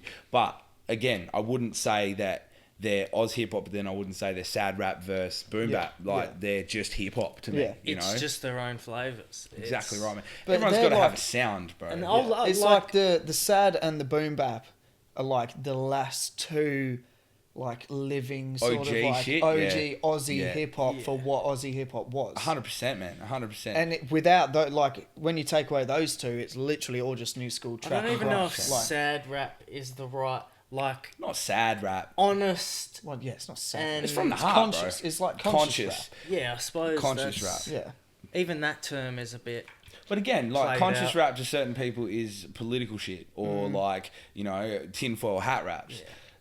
Again, I just made that shit up on the spot. But if someone said to you, like, what kind of raps do you? Tinfoil rap hat. You'd know what you're talking about. You know, okay, he writes about chemtrails and fucking shit like that. And Area 51. Exactly right. Let's all storm Area 51. Yeah, no shit, hey. I saw that's got 1 million fucking people now. I reckon 1 million. Wait, buying tickets. I hope they do it, man. But I did see a thing that even if like a percentage of it goes, you're still looking at like 1,000 people who will actually rock up. Oh, they're gonna die. Don't get me wrong. Oh, no, like, they at will. least 10% of them are gonna get shot. Storming the place where they practice the weapons. Like how many billions of dollars go into that, and you're gonna go there and just over to the side. And there's just some stealth aircraft that's never been seen before, and it just fires 50 rockets. Everything gets fucking vaporized, man. It gets deep though. They reckon they've got 3 levels of like participation. One is like the rock throwers, and then Naruto runners, and then yous are going to be the first Kyles. That's right, the Kyles. I was like, oh man, that is someone on 4chan has just made a meme and it's gotten out of hand. That's honestly what this fucking is. It might cost people their lives. Yeah, man. But hey, if they find some aliens, I was watching Independence Day last night. But that's the thing. It's like they either die or they find some alien someone shit. gets in there and finds some shit. But realistically, you're not going to get in there. It's a restricted area for a reason, man. Yeah. Even if you got over the fence, you're not going to be able to get into a building. It's not like jumping the at a festival. Yeah. Like. Well, It's not what you're doing. Dodging a couple This is security not guards. summer days, man. It's not. Dodge a couple security guards and it's like, fuck yeah, we're in. You could sit there and plan it all day, but if you formulate a plan that actually might work, it's already been read by people who are going to stop the government. Someone's talking about Area 52 now. Like they've moved their shit already. They're gone. Oh shit, they're coming. Let's move. Well, like, they. I'm pretty sure they the government released a thing after hearing about it, saying just don't be stupid. Like, don't fucking go there. Like, it's an Air Force. It's reveal ourselves. Yeah, it's like an air the laser fucking, beam weapons. The American Air Force and shit is based there and trained there and shit. Like, you are not going to get in. Yeah, you're gonna die. They are literally all we have to do is say, people are infiltrating our fucking thing, and you're fucked. Yeah. Like, you are gone. Mm-hmm. There's gonna be I'd love one to of those see footage, like air raid. Someone will go live on Facebook, bro. I guarantee it. Someone will go live on Facebook. Thinking, what if you did? What if there is some crazy fucking live footage that comes out of them filming it, and next minute hundreds of people getting fucking gunned down and shit. Bro, I'm so curious to see what happens because I know. I'm actually excited. What's the date? September, I'm pretty sure they're doing it in Why? Knock it for. I know. Do it now. You've already got 1 million. How many more you need? You're going to Surprise get. them. Tell them you're doing it in September, and then just rock up in fucking August and be like, "Go, what's up, bitch?" That's another thing. What's up, bitch? Now cut a hole in the fence and run in. Just you weren't ready. You weren't ready. That's another thing I was thinking as well. Do you reckon whoever is at the top and who's organised this whole petition thing and everything about it is actually if it is 100%, do you reckon they have made some sort of group plan that people actually don't know about, a militant shit that's maybe containing 100,000 people and not 1 million people, and it's a well-structured fucking... I honestly reckon it was one of them troll party pages that just got the fuck out of hand, man. And for now sure, they're man. like, okay, let's go for it then. If we've got $1 million, let's do it, man. Do you know what they should have done? They should have started a GoFundMe and made millions of dollars. That's what they should have done. Would have made more than easy. Built their own stealth aircraft. Yeah, that's just right. one of now them. What? So when that one appears, gets ready to fire another one of it over here and fucking blows that up. Oh, bro. Oh, shit. Just the thought of that is that's a movie right there. Even if it doesn't happen, someone should make a movie out of it. Well, going to the one... This is the last topic I got. Have you seen the woman... Hey? I was going to say, then what should we do? Yeah. Have you seen the woman is suing Drake for a beer bottle being thrown at one of his concerts? She's suing... She's 24. She was at the Drake and Future fucking concert, whatever he fucking did, in 2016. Yeah, that was Jumpman. A bottle got thrown, hit her in the head. Apparently, she suffered Drake. apparently she's suing Drake and Madison Square Garden. Whoa. Apparently, she fucking ended up with pretty serious brain damage and now suffers from seizures. Fuck. And she's fucking suing him. That's crazy. But then, I mean, it's not really Drake's fault, and it's not really Madison Square Garden. It's the cunt who threw the bottle. Yeah, but if you can't identify the cunt, I think that's why places like that have liability insurance. Yeah, liability insurance. But it's not like Drake can't afford it, bro. Yeah, a couple mil to pay her off would be... She reckons it got rowdy. Come to a psych ward show. I was going to say, to a fucking Aussie hip-hop. That's what I was going to say. Imagine if you were at fucking Rosemount, got into a fight, got bottled. You wouldn't be able to sue fucking Rosemount. Do you know how many times that's probably happened to me in my time? That's why I forget most of my kids. Yeah. Someone needs to be there with a bottle at some point. Have CCTV and shit and... Well, yeah. I mean, I guess Madison Square Garden is... It's 10 times the size of Rosemount Hotel. No real comparison there. But you pack the Rosemount out, man, and it can get raucous in there too, man. We did Tech 9 there, and that was, I think, 700 people, because it was after they had moved the bar, after they did change the layout. Oh, yeah, you've seen the old school layout and the new one. Oh, I can't remember. I feel like I went there with the old school layout. They had layout, a bar that was in the middle, right? they knocked that out. Is this back when when you walk in through the entrance now? Yeah. And you have to go sort of inside to where down the side. You used to be able to go through over on the left side, And that's where it all was. That's and there was like exactly a bar right. that... And you walk in this big bar with a big pole right in the middle. Then they knocked that out and moved it to the left, so it just made room for so many more people. Yeah. So at Tech 9, man, like usually when you go to gigs, support acts don't get everyone in. They're usually outside having a smoke, talk and shit. Tech 9, everyone was in fucking side, man, and we walk out and there's literally 700 fucking people, and you could see people like literally could not fucking move, like you couldn't breathe. It was wild, man. That was such a good show. Yeah, fucking oath. That's killer. All right, we'll get in some music stuff, eh? Question time, motherfucker. My favourite time. So, do you want to give us a bit of a rundown of who you're representing? Tell us about the Manhattan Project. Yeah. So that's myself, Demolition, and Ulti. We've all probably between all three of us, I reckon we've got 30 years experience, 10 years each easily. Yeah. And this album's been about 2 years in the works. Yeah. It features all three of us, myself on the raps as well. I also do the intro cuts, which is killer. So you get a bit of a both sides of the Richo Kidd. We got a track with Opto, track with Azzy, Asthmatic, and I think produced a lot by Shaker, Optimus, and Andrew Wright. He did one of the tracks on there too. So fucking nice. It's, we've all chucking in a solo track as well. So like I said, it's not like a traditional album where you're just gonna get 3 MCs, verse, hook, you know. It's so much more than that. We've got solo shit, we've got feature shit, simple cut shit. Like it's gonna be awesome. Which we finished it yesterday at Shakedown. Most of it's been done at Shakedown, so shout out to Rob Shaker. He knows he's the king. Saw him yesterday. It's finished now, so it should be coming out real fucking soon. Operation Trinity, which is a really interesting name. That is dope. Well, the Manhattan Project name comes from... You wanted to ask the question? So that comes from, obviously, the code name for the atom bomb that they dropped on Hiroshima.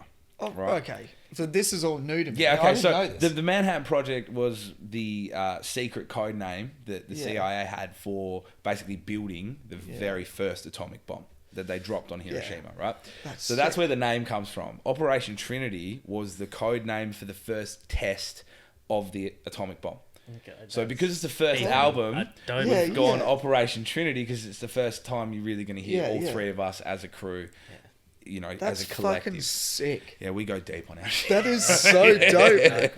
That is so dope. Yeah, bro. It's going to be, it's a wicked album, man. Like it's a really, it's been 2 years in the works. Which I think, I mean, shit, I've been working on my solo album for nearly 8.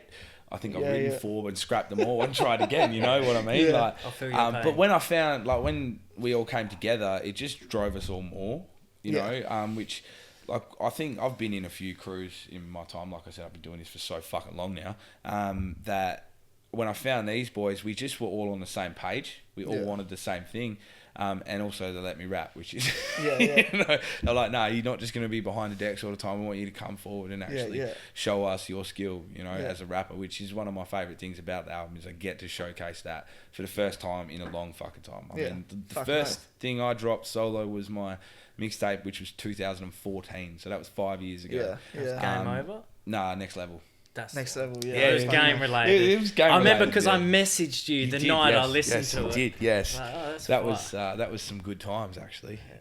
Long time ago, 5 years, and I've just elevated, like, not to big ups myself or anything, but as time goes on, you know, you progress, and then especially when you're working with dudes, leveled up. Yeah. Hey. That was actually going to be a name of my next mixtape. If I was going to do one, it was going to be Next Level and then Leveled Up. And then I was going to do like Loading the mixtape before and then I the third one is Power Level over 9,000. Boss Level. Yeah, Power Level over 9,000. It might be a sneaky one. Leveled all the way the fuck up. But yeah, it's good. We got heaps of music, like Demo's working on his solo album as well. Yeah. I'm nearly finished with mine. I've been collaborating a bit with Tragic as well, which is killer. Shout out to Tragic, because I didn't shout him out the other night. Yeah, on the shout radio, out so I have to Tragic. give shout outs to Tragic. Said if you don't come home and you tell me you haven't shouted me out, I'm not talking to you. I was like, all right, so Tragic's a good cut, man. Tragic's a good cut. Dude, man. Like, you talk about new school MCs. I love the flavour he's got, because he's boom bap and he's raw and he's got that sort of real husky, harsh voice, but he brings a fucking flavour. Like, I think he dropped a video tonight too. Oh, really? Yeah, I think it's called Confessions, because I did the editing for him over the weekend. Yeah. And it's killer, man. It's one of his best that he's done. So if it's out when you're watching this, go and check Confessions by Tragic. Fucking oath. Check it out. Go check that out. I had to sneak that in. He'd kill me if I didn't. No, it's like that, with fucking shout outs, man. You have to. You have to try and cover like everyone as well. It's like when people win Oscars and they're like, oh, shit, there's too many people. Yeah. So I'm just going to thank God. I'm just going to thank God. And God will thank for making all exactly the people I love. Yeah, I can't name them all because... thank God. So how many how many songs are on it? So there's a total of 12 tracks. That's including the intro and a skit, which is killer. I think of the 12... Yeah. Oh, that's a carton offence right there. I mentioned you before. Even said before the show, I should turn this off. Oh, man. That's a cartonable offence. Fuck. Anyway, man, as you were. So we got, I think, 12 tracks, one solo each, and then the rest is just all of us as a crew, which is killer. So it's going to be awesome. Do you have like a launch and all that sort of stuff We're going to plan a launch, definitely. We're actually looking at doing a regional tour launch sort of thing. So Perth, Bunbury, Margaret River. Yeah. I think we've got to connect in Albany, so we might hit up Albany. That's sick. You don't actually hear of many people going Albany ways, There's not much in Albany. I actually, I fucking love it down there. Right? That's the I best. love it down there. It is a little bit too far away, but if you're doing Bunbury, you're doing Margaret River, you might as well swing past on the way through. There's even conversation about Kalgoorlie, but I don't know if I can do a 6-hour drive. Yeah. I've done Kalgoorlie. That's a 12-hour trip, there and back. But definitely we're going to do the Perth somewhere. We might even do a couple in Perth, which is going to be killer. Yeah. Fuck yeah. And we'll get a mad bunch of supports. We've already got a few people in talks for support, so fucking nice. Big things. Fuck yeah, man! I'm keen as fuck. Yeah. How did the Manhattan Project come together? Yeah. So before I came on board, the boys, Ulti and Demo, actually, it started as more of a. So you know how MCs back in the day used to have a hype man? Like a hype man was a big thing. Yeah. They didn't want a hype man, but they also. Look, I'm not going to call them lazy because they're my boys, but they didn't want to do it. It's hard doing a set solo. I mean, shit, you've done it too, man. If you're trying to do a half an hour set purely by yourself, it's hard. Like, it's not easy, man. And I've done it. I mean, I've seen heaps of people do it, but having someone else there to back you up really makes it easier. Yeah. That's where it started with those two. They had another DJ, but he was more of a drum and bass DJ, so he wasn't really hip-hop oriented. So when you say they were, hyping, were they hyping each other's solo sets, or were they doing sets? They were doing sets as the Manhattan Project. Yeah. Like 3 demo songs, 3 ulti songs, and then they wrote a couple of songs in the process, which they started adding to the set. Had another DJ. They did a big show with him. Didn't work out. He was like not interested in going the hip hop direction, so he walked away. And they were like, "Shit, we need another DJ." And I DJ for Demolition for 2 years by that point. I think I've been doing most of his shows, and he knew I could rap, so he said, Richo's the right man, because he'll rap, he'll DJ, and do it all, which I have. Which is, again, and it's another awesome thing about the crew is it's not, when you go to a hip hop show, you usually see 2 MCs and a DJ, right? And the DJ should literally stand behind the decks doing some cuts. I get to come forward and actually be at the front of the stage, interacting with the crowd and actually being a part of something, which is really awesome. It's awesome. Yeah, man, that's the fucking way to go. Like when we went to Seth Century the other week, that was like the first thing I noticed about his DJ is that he played fucking just as much as like a hype man. He's killer. He's DJ, man. He was out the front fucking jumping around, crowd surfing, rapping like backup bars and shit. The energy you give on stage, our energy comes from them, but their energy also comes from us, man. So if we walk out on stage and I'm just standing behind the decks, texting all fucking night, the crowd's not really feeling it, and neither are the boys. But if we're all out there getting the fuck up, so is the crowd, man. And that's one of my favourite things about performing with those boys. They're absolutely killer to perform with. We all we've been doing it so long now, that we almost know where we're going to be on stage. We used to run into each other. 3 guys on stage running back and forth, it can get a little bit hectic. I can imagine. We've done bar 459. That's a small stage, man. That is small. That's that hard for tiny. 2 people, man. Yeah. And we're running. And Demo's a real fit dude, so he runs up and down the stage all fucking show. Yeah. And me and Alti sort of just stand there like, I'm not moving from this for this song. I'm staying here. Then I'll come across when I finish because I need to breathe, man. But I love being able to come from behind the decks and actually, because usually I'm just standing behind the decks. You know, I get the best seat in the house too. I get to see not just the people performing, but the whole crowd reacting to the people performing, which is fucking awesome too, because it just fills you with energy, man. Fuck yeah. It's better than any drug, being on stage, honest to God. There's no drug that will ever compare to being on stage with a room full of people, just feeling the fucking energy, man. I miss it so much, eh? I've not got on stage now for like 2 years. It's fucked. That sucks, man. It's been a while. Even if you just did some of your old shit once you get your voice back.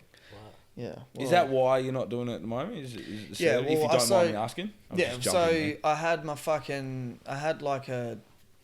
I basically did my launch for my Lost Patients. Yeah. And then I did a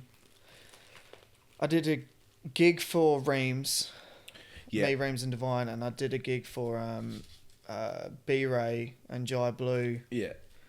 So, but these 2 gigs were like in the space of like a week, and basically I just fucking over time, like I just strained the fuck out of my voice, not knowing. Yeah, that happens. And developed like a fucking polyp on my vocal cords, so I couldn't rap for like longer than 15 minutes before my voice would like go. Fuck, man. So that put me off for like a year whilst I was waiting to get my surgery. Then I had my surgery in March. All went well. Couldn't talk for like fucking like 2 weeks. No, it was like 6 days I couldn't talk at all. Damn. And then I could only talk for like short little fucking bits like at a time each day. And then eventually get back into it. But it's just been fucked, man. I need to go back to see my specialist because I'm pretty sure it's either came back or I just don't know how to use my voice properly. So it's like if I'm rapping or if I'm trying to sing and shit, it like cuts out. It's just fucked. I just basically need to go see my specialist, go to a vocal like trainer, and just figure out my fucking, figure out my pitch, my octave, like boundaries.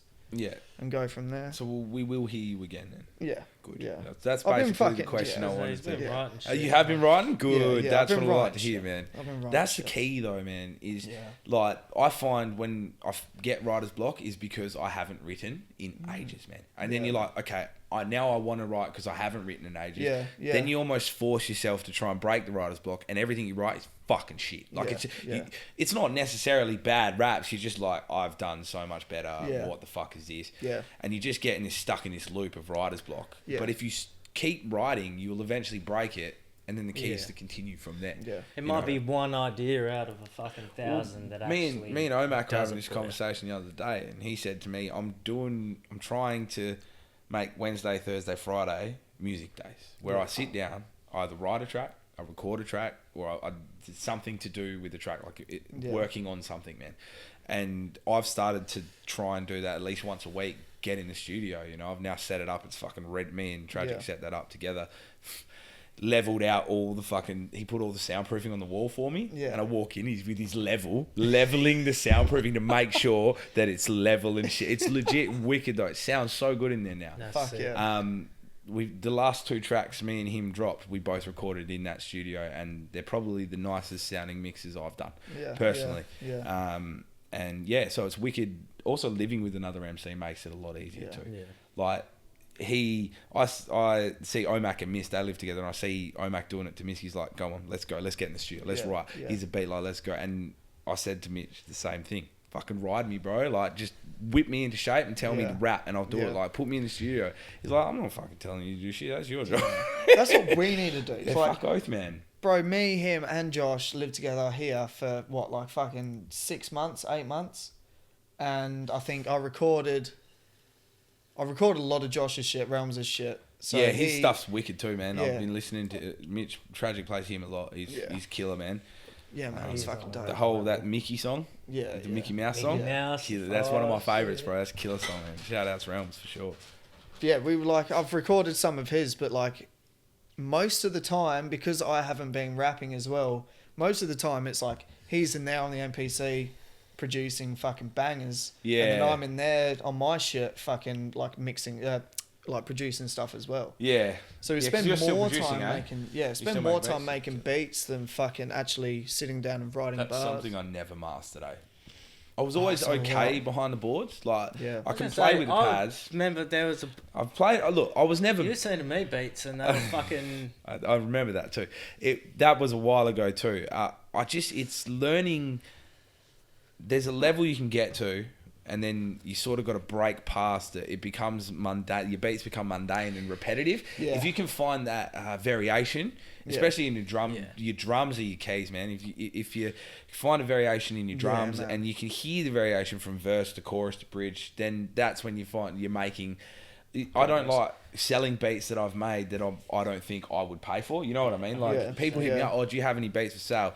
Not really, but here's what I've made 6 years ago if you want to check it out, and you can, probably have a couple. But, I haven't made a beat in, 2 years myself. I've just been focusing on DJing and rapping.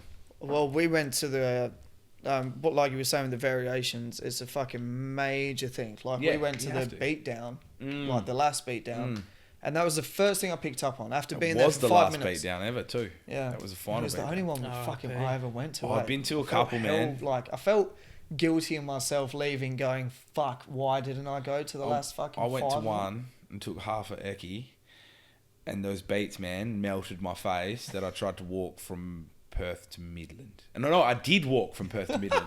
Me and Dazer, that's old school dude, Dazer, old graph battler dude, we walked from Perth to Midland. He was an old graph, so he just like, let's walk to Trainline, bro, and just get the fuck up. And just tagged his name everywhere, bro. Woke up, like, by the time we got to Midland, the sun was coming up. Like, it took us that fucking long. And I was like, as soon as we got there, I walked in. He's like, do you want a billy? I was like, yeah, had one. And I was like, right, I'm going home. Got a taxi, went straight back to Ellenbrook. I was like, this is fucked. Slept it off. That was a mission and a half. Yeah, fuck that shit. But those beatdowns are good times, actually. Yeah, that was the first thing. It's the first thing I noticed was switch ups. Yeah, it's important, man. The main part of like all of those beats that were like the deciding factors. Yeah, were fucking the switch ups and the drops. Like, the longer I do this, the more I appreciate structure in a song. There's a difference between writing raps and writing a song. That's something. I mean, sure. I was lucky. The difference between making a beat and making a song. Exactly right, man. Like, I was lucky enough. Me and Demo did a track, Weekend Nights. It got #1 on Triple J on Earth probably 6 months ago. No, maybe a year ago. So Demo, it was killer. Yeah, it was up there for about 10 weeks, man. We got played on the hip hop show. I think the last song that was played on the hip hop show, like 3 weeks after we were sitting at #1, which was killer. That was a process in itself. Like, we went into the studio, made the beat like from scratch with the guy, and wrote this track together. Like, it was a full collaborative effort, and I found that as a collaboration, it works if you find the right structure for a song. He had it all in his head, bro. We start with an intro, then we go verse, then we get a girl on the hook, and Megan Evans is on that hook, awesome singer. Then we get another verse. We put it. He got a guitarist in to play a wicked solo at the end. It's a great song, but it was all about the structure of it that makes it work, man. Yeah. And I think that's also another thing that you find difference between radio tracks and like people like Complete and stuff, the underground hip hop. There's the reason they're not played on radios because their songs aren't made to be played on radio. They're made to be listened to in your bedroom, fucking feeling that shit from top to bottom. You know what I mean? Exactly. If it was meant to be played on the radio, it wouldn't have the same emotion behind it. You couldn't listen to that while you're at work driving around on a forklift. Exactly right. Did you see? Well, like what you're saying now. Did you ever see the video of Ray Thistlethwaite from Thirsty Merc, lead singer of Thirsty Merc? Yeah, I don't know. He put up like a rant on Facebook. You know who Thirsty Merc is, Owen? Of course I do, bro. Curly hair, mother. Yeah. He put up a rant on Facebook, basically saying that like he made in the summertime, whatever the fuck it is. Great song too. For the sole purpose of getting on the radio. He knew if he structured this song, fucking, intro, verse, bridge, hook, verse, whatever the fuck it was going to be, he knew that would work. Yeah. And that would get him onto the radio. Mm-hmm. He wrote the song as catchy as he could possibly do it. He wrote the song with a structure like all planned out beforehand, and it worked, and it's played all the time. It's made him a shitload of money, and he was basically saying like, you know, people called him like, especially people who listened to him before that song, sellout, called him a sellout and all this sort of shit. And it's like, well, if that's what being a sellout is, making a song from scratch, being original, write my own lyrics, that's not a sellout, that's a job, motherfucker. Yeah, with the plan in mind, I want this on the radio. Then fuck it, I'm a sellout. It's all based on algorithms now, though. Yeah. Like they know how to structure a song that people are going to hear it. It's going to get stuck in their head. They're going to request. They're going to play it on the radio at a certain time, and people are going to hear it, and it's going to start, and it's going to get requested over and over and over and over again. Like you look at the songs back in day. Like one of my favorite memes I ever see is the comparison of Queen, Bohemian Rhapsody, and Beyonce's Girls We Run the World. Yeah. Queen's written by Queen. You know, a drummer, 2 guitarists, Freddie Mercury or whatever.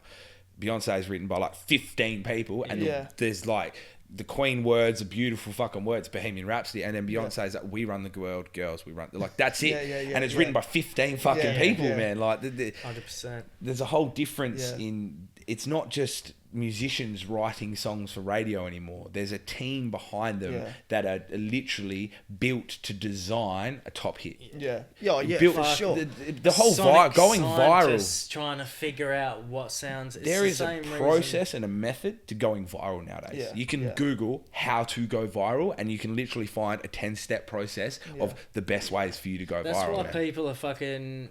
What's it called? Well, it's the same with movies in the sense of rebooting them all. But people are doing a lot of remakes of old songs, or sampling has become predominant again in pop music. Sampling never died though. That's the thing. Sampling. If you look at like you go back to Flowrider. Flowrider's the shit. But hang on a second. That song is just a sample from a song that came out in the 80s, which is a sample from a song that came out in the 50s. You know what I mean? Black Betty is from like the 1940s, man. And every band has covered Black Betty. But you hear it and you go straight to Cram. Spider Baby. You know blew my fucking mind the other day. You were playing that like playlist on your Spotify, and fucking I bet that you look good on the dance floor. The Arctic Monkeys, one of my favorites. But it was like one of the original, and I was singing along to it before I even clicked, and I was like, "What the fuck? Who the fuck is this?" Word for word, bro. Mm-hmm. Yeah, bro. Just straight up cover. I was like, "What the fuck?" Yeah. And I always knew, like, I've got fucking what book is it? The Anthony Kiedis Scar Tissue. One of my favorite books. I've read that 7 times. Yeah, bro, it's fucking amazing. It's so just crazy good. But like in that, they're going on about how like some of the first hits they did were like covers. Yeah, bro. Of just like other people's songs and shit. High Ground, one of my favorite Red Hot Chili Peppers songs. Man. Stevie Wonder. Yeah, great, one of my favorites. And they came up. George Clinton produced most of one of their albums, and that was all the same shit. It was just funk, but in a new way. Let's take look at Dr. Dre, man. Dr. Dre is a sampling king, but he never uses samples. He gets artists to come in with guitars and a bass and a piano and replay the loop, and then manipulates the loop. He could have gone to the vinyl record and got it off. No. Get in studio, replay it like this, and then I'll manipulate it. It's, sampling is one of. If we did not have sampling, hip hop wouldn't exist. No. That's where it started from. Man. DJs pulling records back and manipulating records to a point that they remake a song. All just like breaks and shit, little break loops. I mean, you look at was it Run DMC and Aerosmith, right? Yeah. When they first were rapping, when they wrote that song, they did not know that there was an Aerosmith song at a certain point, because they'd pull the record back and just do the drums and just do a certain loop that they had no idea there was people singing on that song. So when they found out, that's when they got Aerosmith and said, we want to do this. Aerosmith said no at first, and then they offered him a buttload of money. And they said yes. Fuck. Yeah, it's weird, man. Like, it makes you think, like, what kind of name would you need for yourself already to be able to get away with a cover? Like, you need clearances to some extent. Interesting. But like, question. if we would say we were to just form a band and go, right, we're going to do a cover of fucking, I don't know, Change Gone Come by Sam Cooke. But we change it and do it our own way. but still take majority of his fucking lyrics and all that sort of shit. Like, there's a whole Distro Kid now, like with the whole streaming thing.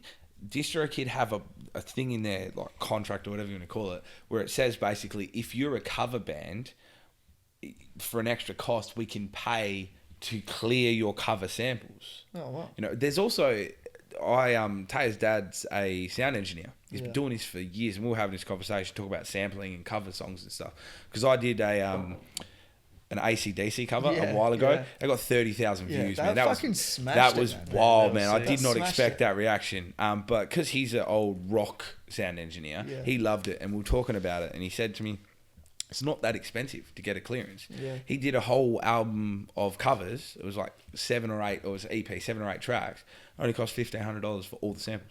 And they were like known songs. He's like, all you got to do is actually get in contact with someone and ask the question. Yeah. And generally, you'll find it's not that expensive. I mean, there's a reason that people sample so much. I mean, you have to get certain samples cleared. But a lot of times, if you sample it the right way, I won't even fucking notice. Man. Yeah. Well, the other thing as well is if you get to them first and hit them up and tell them you're doing it. Exactly right. If you wait till it gets a shitload of views or gets on the radio before you do it, then they're going to want more money. Well, that's what happened. Lil Wayne the potential and the Rolling Stones. Lil Wayne hates the Rolling Stones now because he tried to clear a sample, a Rolling Stones sample. They said no. Yeah. But he did it anyway, and then they sued him. Yeah. Which, you know. Yeah. I always remember Shaker telling me about the fucking Hilltop Hoods and Nosebleed section. I think it is. And it's, what's that fucking bitch's name? The old blonde, like, fucking country singer. Oh, I know who you're talking about too. Dolly Parton. It was Dolly Parton, yeah. I'm pretty sure it was a Dolly Parton sample in Nosebleed section. It's actually a Dolly Parton flip. I never realised that. Yeah, the fuck going down. No, that's completely wrong. That's the hard road, bruv. No, the Nosebleed section. This is the to the people in the front row. Yeah, no, but what's like the vocal sample in that? There's like that whole high pitched fucking vocal sample. Yeah, I know the one you're talking about too, but I can't get it up. Do it. I'll get it up. It's like fucking recently in an interview, Shaka Khan came out. She Shaka got asked Khan. about fucking Kanye's Through the Wire. That samples Shaka Khan, and when he called her, he's fresh out the hospital, or he may have been in the hospital, but he told her his situation. Illness, she's like, yeah, it seems appropriate. When she heard it, she reckoned she fucking hated it. Yeah, she would have done. Pitched up sample and everything. Yeah, this. It is one of the best Australian. Like, that's top 10 Australian hip hop songs of all time. Oh, yeah, for like, sure. even hip hop songs of all time. Yeah, I think that was Dolly Parton. With the people in the front row. So that is Dolly Parton. Apparently, when that song came out, it was already like being played on the radio and blah blah blah, and they'd earned heaps of money from it. And then she hit him up. Whatever record label she's with or whatever got in touch with them and was like, "Nah, like we're taking all your fucking earnings." Like same thing happened with Draft and Falling. One the best song on that album too, same man. Same thing. Do you go on YouTube and look at how many views that has, because it's the only place you can hear it, and it's the best song on that album. Yeah. He had to release the album twice. Because he had to basically, the first release he had to pull off the shelves and then re-release it without that song. There's vinyls out there. If you've got that Brothers Grimm? Yeah. Brothers Grimm vinyl with Falling on it, it's worth like 4 times the price. Well, I never fucking... Is it actually not on Spotify? No, it can't be. It's not clear. Because I thought he got it clear. No, he never got it clear. I remember driving when I was doing my whole panel beating shits ages ago. Yeah. Driving some cunt's car, and he had Brothers Grimm CD, and then that's when I first... Would have been the old OG version, bro. Yeah. OG version, yeah. That's like that whole thing with Winter Wars on Spotify. I still don't understand what's going on there. You know Winter Wars, Ghostface Killer? Well, that's a whole thing. That's like not on the Iron Man album on Spotify. Yeah, okay. But it's on there as like a "Don't be a menace in South Central whilst drinking watermelon." What was it called? Drinking juice in the hood. Yeah, that's I love that movie. But I saw a thing about Capadonna saying, because when they play it, the reason, like, he rhymes with his vocals in the background and they like change it up and use old school hip hop beats and that for him to rhyme over is because something happened where it was either sample clearance or RZA didn't actually save the instrumental. So when they made the song, there's only like a 5-second segment in the beat that you can loop, which is just open sample. And so that's why at all the gigs he performs it over like a medley of old school hip hop beats. I feel like RZA's like completely fucked them a couple of times though. Yeah, like doesn't save a beat, loses all of Inspector Deck's first that was a flood. Have you heard the story? Still RZA's studio about Stan? But he also made him famous. So Stan, apparently there was an original take of Stan. I think it was Stan. Oh wait, no. Oh no, that's Lose Yourself. Oh wait, no. The engineer fucking got so high that the engineer got so high that he deleted the take, the original take for the verse that was apparently better than the one that was already Was it Stan? I'm sure it was Stan.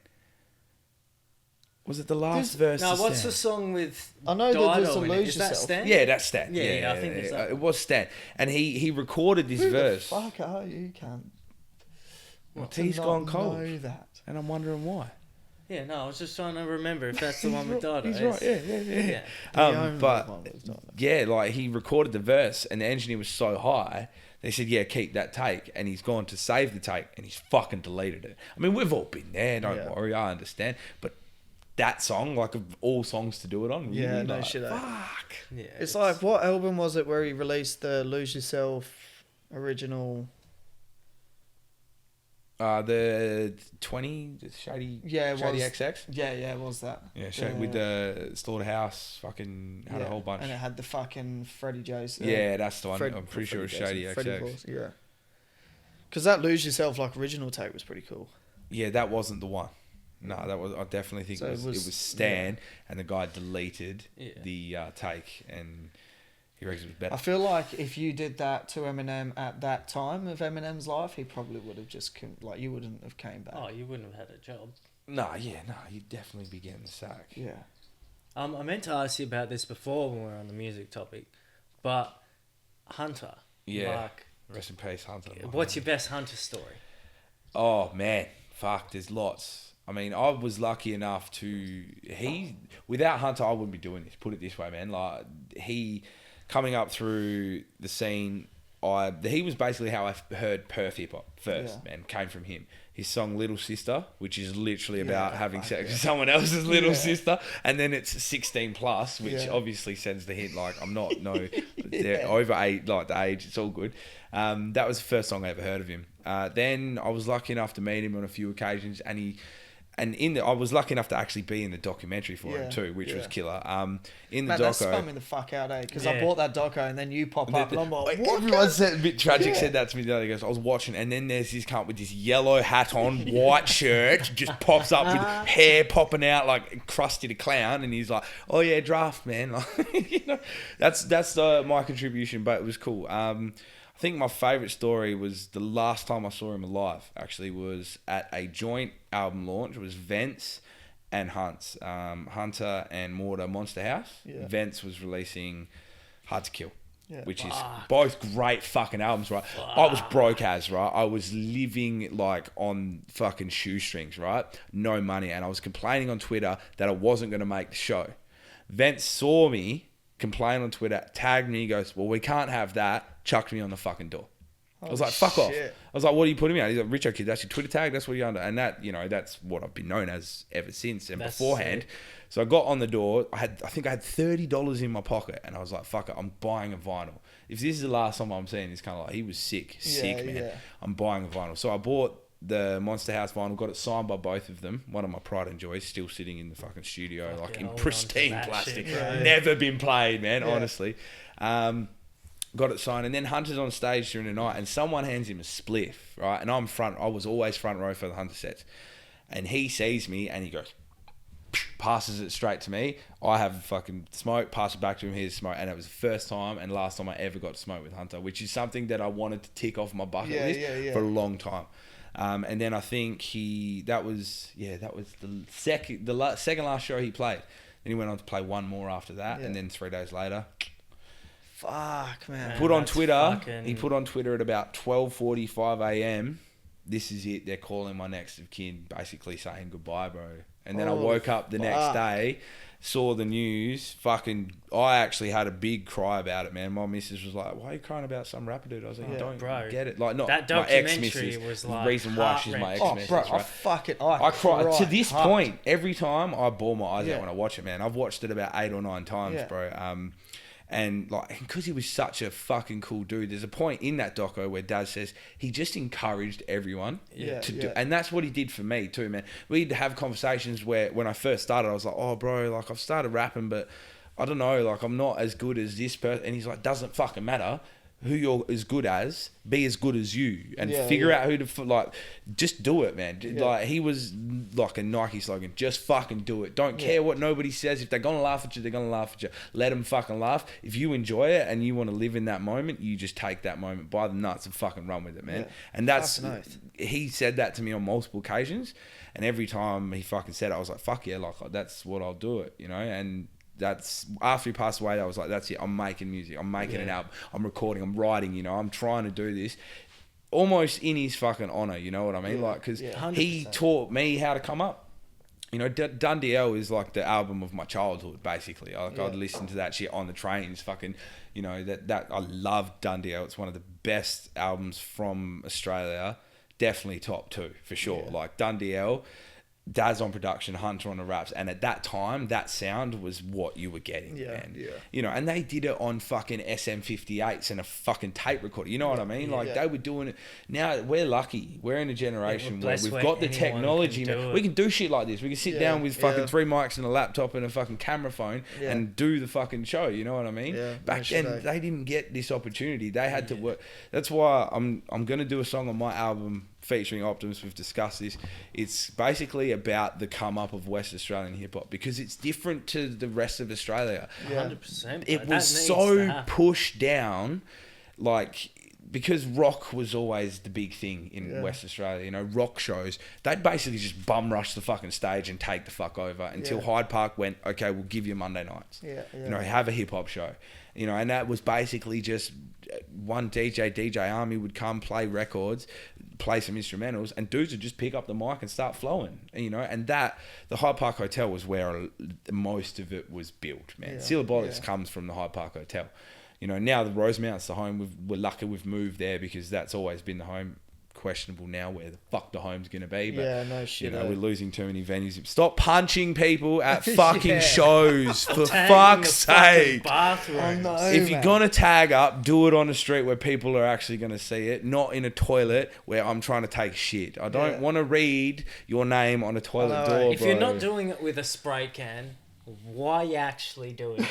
Like, realistically, it does just draw on a bit of fucking paper. Calm down. Stick like, it. Look, shit. I'm okay, you have a stickers. texter on Stick you. away, bro. Calm Stick the away, fuck because down. stickers are easy to get the fuck off, and they don't ruin shit. They don't get us kicked the fuck out of venues. Yeah, man, that's the worst fucking thing. Like, yeah, that's the worst part about with the venue shit. I've been told no. There's so many venues. I've tried to put on gigs, been told no because it's hip hop. So. I guarantee the cunts when I did tagging the bathrooms aren't ever on stage rapping. Oh, no, they don't ever do anything. So it's always some that's why they tag, though. Fucking it up. Of course they're not. But, I mean, it's hard because Aussie hip-hop is built off of graffiti. Yeah, but graffiti to some extent. So is American. So is hip-hop in general, bro. It's one of the 4 elements, man. Yeah. But there's also a time and a fucking place. Yeah, exactly. And I've always been an advocate of leave the venue, bomb the streets. Yeah. Don't bomb the venue and then go home and think, I'm hard because I got on the Rosemount, but guess what? They're going to fucking clean it off in a week anyway, you dickhead. Like, go fucking hit up a shipping container. They move around the country, man. Go hit a shipping container. You'll see your name everywhere. That's fine. Hit a train. Hit a fucking bus stop. I don't care. Just don't fuck up my venues anymore, please. Shit. It's too hard. Man, when I did my fucking launch, as soon, like, just before I got on, Shaker came up to me and he's like, "Bro, like, you need to announce something, like, because cunts have been bombing up the toilets," and the managers just came and spoke to me. I was like, kill the fuck. So, like, as soon as I got on stage, bro, I had to fucking basically say, like, to whatever cunt's been fucking bombing up the toilets. Yeah, you're a fucking idiot. Why do I have to tell you this? Yeah. Are you four? Yeah. Do you write on walls because you didn't get it out of your system as a kid? This is an arts and crafts. Don't get me wrong. Look, I was 16 once too. I was 16 once too, and I've bombed up, you know, them old electrical boxes at the park? Like, everyone used to hit them up, bro. I remember I got caught once, right, by this guy. I used to skate around Alexander Heights, and all my mates, we used to skate and bomb up those fucking green towers that are in the parks. And this one dude caught us. He's like, what the fuck are you doing? I was like, oh, nothing. He's like, oh, you writing your name on walls? All right, grabs my skateboard, grabs my texture, and writes his name and address on the fucking thing. I was like, what are you doing? He's like, how do you feel having your shit destroyed? I was like, you just gave me your address, you fucking idiot. Like, you're going to get TP'd and egged every fucking Halloween. And he did. Next day he wakes up, Richo Kidd, all over his car, 50,000. Nah, I wouldn't be that silly to tag that name. Yeah, man, fucking, yeah, we've all been there. But, like you said, time and a place. Yeah, bro. Don't cost a fucking venue money that we're trying to perform at. Go cost a government. We're losing venues too quickly too, man. Like, it's... I remember a point where the Rosemount every weekend would have a hip hop show. Like, every weekend there'd be, you know, a show, be it during the week or at the end of the week, somewhere there was a hip hop show. And it's always the minority that are fucking it up. Yeah. Just be that little gang of fuckheads who want to do that shit. I don't know if you remember the COG show where Kev got hit. I wasn't there. Folks. Yeah, I wasn't here. I wasn't there an hour before it fucking happened, man. Fuck. Shout out to Kev too if he's watching, bro. You're a mad motherfucker. I wasn't there, man, but I heard all about it. Wasn't even at the show. What do you mean? What? It was out the front or something? It was out the front. The guy wasn't even at the show. Yeah. He literally just did a hit and run. Like, that's what it was. He's in jail now. Fuck. Thank you, bro. Yeah, but that's what I mean. Like, but after that, Rosemount didn't want no more fucking shows because it's bad publicity for them too, man. Yeah. 100%. But the guy wasn't even at the show. Like, it's fucked up, man. And again, it's someone who is there. Like, I've had a little dig after seeing the whole thing, and it's like, that dude was purely there because of his love of hip hop. He had been at he had pictures with everyone. Yeah, man. Kev just loved one of the biggest fans in this fucking scene, bro. Yeah. Like, he reminds me of me when I was fucking, 8 years ago coming up, bro. I would be at every show. Yeah, he's very well respected fan in the scene. I used to go to shows on my own, bro. Like, because when I was coming up in high school, nobody really got the fucking Australian. They were all, into emo fucking rock and fucking punk bands and shit. They didn't get the Australian hip hop thing. They liked Eminem because everyone liked Eminem. But other than that, like, when the Hoods came out, they're like, oh, this is pretty cool. But I was going deep into the creators, man. I was, like I said, Hunter was the first real Perth hip hop that I'd ever heard, and then I went fucking further into the crates than that and dug deep and deep. And it was back then, it was all real raw and dark shit, so they didn't get it. Yeah. But it's a whole different fucking story now. You know what I mean? Like, 100%. There's so much different hip hop out there too, which is a good thing. Yeah, it's very diverse. So Perth is peaking. Oh, Perth, Well, it's not peaking, but it's getting like the jet has left the runway. We're definitely like well past on the map, man. I mean, Complete's done so much for this scene in himself alone. Like, I feel like Complete, I mean, Bitter and Draft. not single-handedly. No, not single-handedly. Yeah, but he is like today. People are now gone. Okay, he comes from the underground. Yeah. What else is out there? Yeah. What else is out? He's given MCs that never got that commercial. Like, Draft had that commercial opportunity because he's made that commercial sound. No disrespect intended when I say that. I fucking love those commercial albums too. Yeah, for sure. Draft's fucking dope, man. Oh fuck, one of the best in Australia. One of the best in Australia, but Complete's on a whole different fucking level, man. Yeah. And I honestly think you could even put Complete in one of the best in Australia now. In Australia, because he is literally making music that no one else is making out there at the moment. No one's the doing dude's that. got fucking 3 million views on Jordan. 3 million. Video. 3 million. And I'm telling you, there's a lot of artists that I rate that I would put higher than him, purely just because of like their sort of I don't know, like people like Morns and Mantra, Horror Show. Their sound. Yeah. It's a much more but commercial like sound. numbers wise, none of them have got a song that's hit. I'm 3 telling million. you right now, if you look into it, I'm not 100% sure on this, but I'm pretty sure it's the highest viewed video from any rapper from Perth. Yeah. 3 million. Oh yeah, it would be. Like, I don't think like it'd be up there in Australia, really. Yeah, fucking like knows, I mean, man. Now you've got your people like Chilling It. He's probably in the millions. Well, he hits 3 in a fucking week, But it comes bro. down to the That's conversation His we numbers had are fucking nuts. in the first few episodes where it's like, I don't want to use Drafted as an example, but I will just because he's been on the radio and stuff like that. Yeah. But he's also probably had a similar thing because he started from roots, you know. Oh, bro, Who Am I is Draft's best album, and it's the rawest album he ever made. Even Brothers Grimm and shit, like that, I still bump that to this day. It's fire. First song I ever heard, Inspiration Island. Oh, like Aussie hip hop. First Aussie hip hop ever got shown. Who Am I is top 5 Australian hip hop albums for sure. Purely because, again, I think we're at a different, like, this almost, you can see it on, if you look into I was actually working on this, it was a timeline of Australian hip hop. I've started working on it, starting back from like the 80s, man. Like I've done some research, you know me, man. When I start researching shit, I go deep into the rabbit hole and to the point where I'm like, fuck.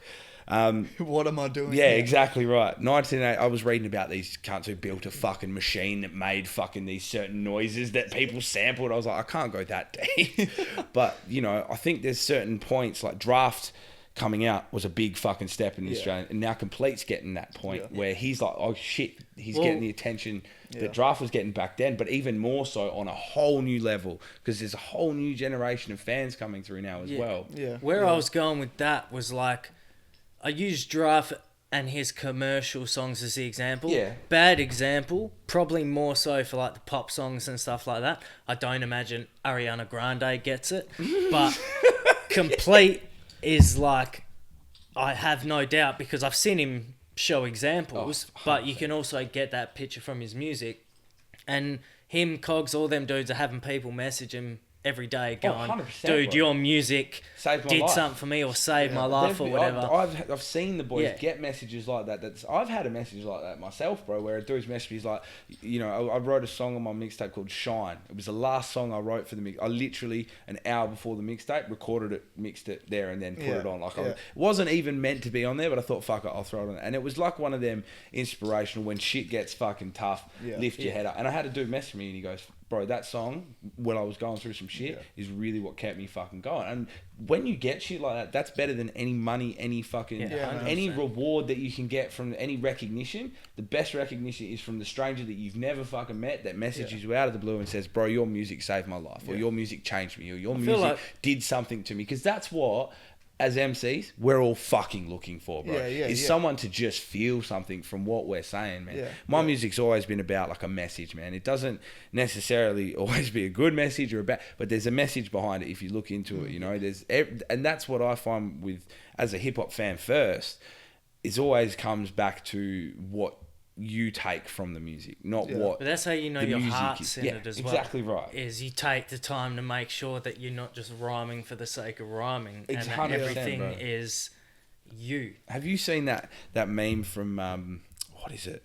It's Always Sunny in Philadelphia, where the guy's like got all the pin-up board and Charlie stinging. That's me breaking down my bars to my missus. So I'll write a song, right? And I'll be like, babe, come and check this out. And I'll spit the bars and I'll record the song and show her the song. And she's like, oh, that was really good, babe. And I'm like, but did you get this part where I said this part and it meant this? But if you look at it, like, it goes back again, like to the first bar where I mentioned this part. And she's just like, yeah, I got it done. You know exactly what you mean, because that's Josh. It's like, where it'll be, like when he dropped those mixtapes, Nightmare on Elm Street, Volume 1, and when he had his SoundCloud shit and whatever, and it was like songs we'd known for ages and knew most of the bars to, and then he'd fire, still break it down, and then he'd go, oh, this bar was about this, and it's like, fuck, man, like, bro, that you every bar has like a second. That's my favorite thing about, and it's writing like when you write your shit. I like to write little personal references for myself that only I'm gonna. Like I did one. I think it was. I'm like that. My last track I did was 88 bars, which was literally just 88 bars straight. There was no hook, nothing. It was just fire. I recorded that on a whim. Like I was like, fuck it, let's do it today. I got nothing to do, and it came out wicked. I was like, killer. There's a bar. I think I say something. I got heat. Like I bring them rays. And everyone just thinks that's about the sun. Ray Allen used to play for the Heat. Figured half of it. Like, Mighty Healthy, and when he says, cauliflower hurt when I dump the trash, and it's like, I've read the Wu-Tang Manual, I've read... fucking oath, bro. I've done... So, you're probably wondering why it cut off. Fucking audio fucked up. dogged us, so we missed like the last fucking 20 minutes or something. But it was basically just a bunch of shit talk between Blerbs and Richo Kidd about wrestling, so you didn't really miss much. But Richo Kidd did give a shout out and plug all of his stuff, so I'll have to do that now on behalf of Richo Kidd. So if you want to go check him out, Facebook, Richo Kidd, RichoKidd. Instagram, Richo Kidd. SoundCloud, Richo Kidd again. And he's representing the Manhattan Project. They've got an album coming out soon. It's called Operation Trinity, which Richo Kidd spoke about throughout the episode. If you want to check them out on Facebook, it's the Manhattan Project. And on Instagram, we are the Manhattan Project. So, yeah, apologies for the fuck around. But hope you enjoyed the episode. There's plenty of content there for you. And we'll be back next week. Peace.